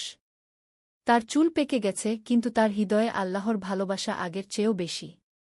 তিনি এখন শুধু একজন ব্যবসায়ী নন, একজন আধ্যাত্মিক গুরু। অনেক তরুণ তার কাছে এসে জীবনের পরামর্শ চান। একদিন এক তরুণ ব্যবসায়ী তার কাছে এসে বলল, হাকিম চাচা, আমি খুব পরিশ্রম করি কিন্তু সাফল্য পাচ্ছি না। কি করব? হাকিম তার দিকে তাকিয়ে বললেন, বেটা, তুমি কি আল্লাহর উপর ভরসা করো? তুমি কি গরিবদের সাহায্য করো? তরুণটি বলল, আমি নামাজ পড়ি, কিন্তু গরিবদের সাহায্য করার মতো অবস্থা আমার নেই। হাকিম হেসে বললেন, বেটা, আমি একসময় তোমার মতোই ভাবতাম। আমি মনে করতাম সবকিছু আমার পরিশ্রমের ফল। কিন্তু আল্লাহ আমাকে শিক্ষা দিয়েছেন যে সাফল্য আসে তার রহমতে। তারপর হাকিম তার জীবনের পুরো গল্প বললেন, কিভাবে তিনি অহংকারী ছিলেন, কিভাবে একজন বৃদ্ধ ব্যক্তির দোয়ায় তার জীবন বদলেছে, এবং কিভাবে আল্লাহর উপর ভরসা এবং গরিবদের সেবা তাকে প্রকৃত সাফল্য এনে দিয়েছে। তরুণটি মনোযোগ দিয়ে গল্প শুনল এবং বলল, চাচা, কিন্তু আমার কাছে তো খুব কম টাকা আছে। আমি কিভাবে গরিবদের সাহায্য করব? হাকিম বললেন, বেটা, দান করার জন্য অনেক টাকার দরকার হয় না। একটি ভিক্ষুককে এক টুকরো রুটি দেওয়া, একজন অসুস্থ মানুষের সেবা করা, কিংবা একজন দুঃখীর সাথে সদয় ব্যবহার করা, এগুলোও দান। আল্লাহ ছোট কাজেও বড় সোয়াব দেন। একাদশ অধ্যায়, শেষ সাক্ষাৎ। হাকিমের বয়স যখন ৭০ হল, তখন সেই বৃদ্ধ ব্যক্তি আবার তার সাথে দেখা করতে এলেন। কিন্তু এবার তিনি খুবই দুর্বল দেখাচ্ছিলেন। হাকিম তাকে দেখে খুব খুশি হলেন এবং আদর করে বসালেন। চাচা যান, আপনি কেমন আছেন? তিনি জিজ্ঞেস করলেন। বৃদ্ধ ব্যক্তি ক্ষীণ কণ্ঠে বললেন, বেটা, আল্লাহ আমাকে ডাকছেন। আমার সময় প্রায় শেষ। হাকিম দুঃখিত হয়ে বললেন, আপনি এমন কথা বলবেন না। আল্লাহ আপনাকে দীর্ঘজীবন দিন। বৃদ্ধ ব্যক্তি হাসলেন এবং বললেন, বেটা, মৃত্যু তো আল্লাহর ইচ্ছা। আমি খুশি যে আমার শেষ সময়ে তোমার মতো একজন নেক বান্দাকে দেখে যেতে পারলাম। চাচা যান, হাকিম বললেন, আপনিই আমার জীবন বদলে দিয়েছেন। আমি আপনার কাছে কৃতজ্ঞ। বৃদ্ধ ব্যক্তি তার হাতে হাত রেখে বললেন, বেটা, আমি কিছুই করিনি। সবকিছু আল্লাহর করা। তোমার হৃদয়ে তোবার বীজ ছিল, আমি শুধু পানি দিয়েছি। তারপর তিনি বললেন, বেটা, আমার একটি শেষ ইচ্ছা আছে। বলুন যা চাইবেন, হাকিম বললেন। তুমি এই শিক্ষা অন্য মানুষদের মধ্যে ছড়িয়ে দিও। মানুষকে বলো যে প্রকৃত সাফল্য আসে আল্লাহর উপর ভরসা এবং তার সৃষ্টির সেবা থেকে গিয়ে। হাকিম কাঁদতে কাঁদতে বললেন, আমি প্রতিজ্ঞা করছি, আমি এই বার্তা সবার কাছে পৌঁছে দেবগু। দ্বাদশ অধ্যায়, অমর শিক্ষা। বৃদ্ধ ব্যক্তিটি কয়েকদিন পর ইন্তেকাল করলেন। হাকিম তার জানাজায় অংশগ্রহণ করলেন এবং তার কবরে নিয়মিত ফাতেহা পড়তেন। হাকিম তার প্রতিজ্ঞা অনুযায়ী মানুষের মধ্যে এই শিক্ষা ছড়িয়ে দিতে লাগলেন। তিনি তার দোকানের পাশে একটি ছোট্ট সভাগার তৈরি করলেন যেখানে প্রতি সপ্তাহে তিনি মানুষদের কাছে ইসলামের সুন্দর শিক্ষা তুলে ধরতেন। তিনি বলতেন, ভাই ও বোনেরা, আমি একসময় ভেবেছিলাম যে সাফল্য মানে শুধু অর্থ উপার্জন। কিন্তু আল্লাহ আমাকে শিখিয়েছেন যে প্রকৃত সাফল্য হল তার সন্তুষ্টি অর্জন এবং মানুষের সেবা করা। যখন আমরা আল্লাহর উপর ভরসা করি এবং তার সৃষ্টির সাহায্য করি, তখন তিনি আমাদের এমন বরকত দেন যা আমরা কল্পনাও করতে পারি না। হাকিমের এই কথাগুলো মানুষের হৃদয়ে গভীর রেখাপাত করত। অনেক অহংকারী ব্যবসায়ী তার কথা শুনে তওবা করতেন এবং গরিবদের সাহায্য করতে শুরু করতেন। হাকিম আরও বলতেন, মনে রাখবেন, আমাদের সব সম্পদ আল্লাহর আমানত। আমরা শুধু তার তত্ত্বাবধায়ক। একদিন আমাদের এই আমানতের হিসাব দিতে হবে। উপসংহার, শিক্ষা ও বার্তা। হাকিম ৮-৫ বছর বয়সে ইন্তেকাল করলেন। তার মৃত্যুর সময় পুরো বাগদাদ শহর শোকে মুহ্যমান হয়ে পড়ল। হাজারো মানুষ তার জানাজায় অংশগ্রহণ করলেন। তার ছেলে তার ব্যবসা এবং সমাজসেবার কাজ চালিয়ে গেলেন। হাকিমের প্রতিষ্ঠিত মসজিদ, মাদ্রাসা এবং দাতব্য প্রতিষ্ঠানগুলো আজও মানুষের সেবা করে চলেছে। কিন্তু হাকিমের সবচেয়ে বড় উপহার হল তার জীবনের শিক্ষা। তিনি প্রমাণ করেছেন যে ১. অহংকার মানুষকে ধ্বংস করে। যখন আমরা ভুলে যাই যে সব কিছু আল্লাহর দান, তখন আমরা অহংকারী হয়ে উঠি এবং পতনের দিকে এগিয়ে যাই। ২. তবার দরজা সবসময় খোলা, যতই বড় পাপ করুক, আল্লাহ সবসময় ক্ষমা করার জন্য প্রস্তুত। শুধু প্রয়োজন সত্যিকারের অনুশোচনা। ৩. দানে বরকত আসে, যত বেশি দান করবেন, আল্লাহ তত বেশি দেবেন। এটি আল্লাহর অপরিবর্তনীয় নিয়ম। ৪. নেক লোকদের দোয়া কবুল হয়, যারা আল্লাহর প্রিয় বান্দা, তাদের দোয়ার বিশেষ ক্ষমতা আছে। ৫. প্রকৃত সম্পদ হল আল্লাহর সন্তুষ্টি। পার্থিব সম্পদ সাময়িক, কিন্তু আল্লাহর সন্তুষ্টি চিরস্থায়ী। আজ শত শত বছর পর হাকিমের গল্প এখনও মানুষদের অনুপ্রেরণা দেয়। এই গল্প আমাদের মনে করিয়ে দেয় যে আল্লাহর রহমত অসীম এবং যে কেউ চাইলে নতুন জীবন শুরু করতে পারে। হাকিমের মতো আমরাও যদি আল্লাহর উপর ভরসা রাখি, গরিবদের সাহায্য করি এবং বিনয়ী থাকি, তাহলে আল্লাহ আমাদের জীবনেও অসাধারণ বরকত দেবেন। এবং যে আল্লাহর উপর ভরসা করে, আল্লাহ তার জন্য যথেষ্ট। নিশ্চয়ই আল্লাহ তার কাজ সম্পন্ন করবেন। সূরা তালাক ৩। সমাপ্ত। লেখকের কথা, এই গল্পটি কাল্পনিক, কিন্তু এর শিক্ষাগুলো সম্পূর্ণ বাস্তব এবং কুরআন ও হাদিসের আলোকে রচিত। আশা করি এই গল্প পাঠকদের হৃদয়ে আল্লাহর প্রতি ভালোবাসা এবং মানুষের সেবার অনুপ্রেরণা জাগাবে।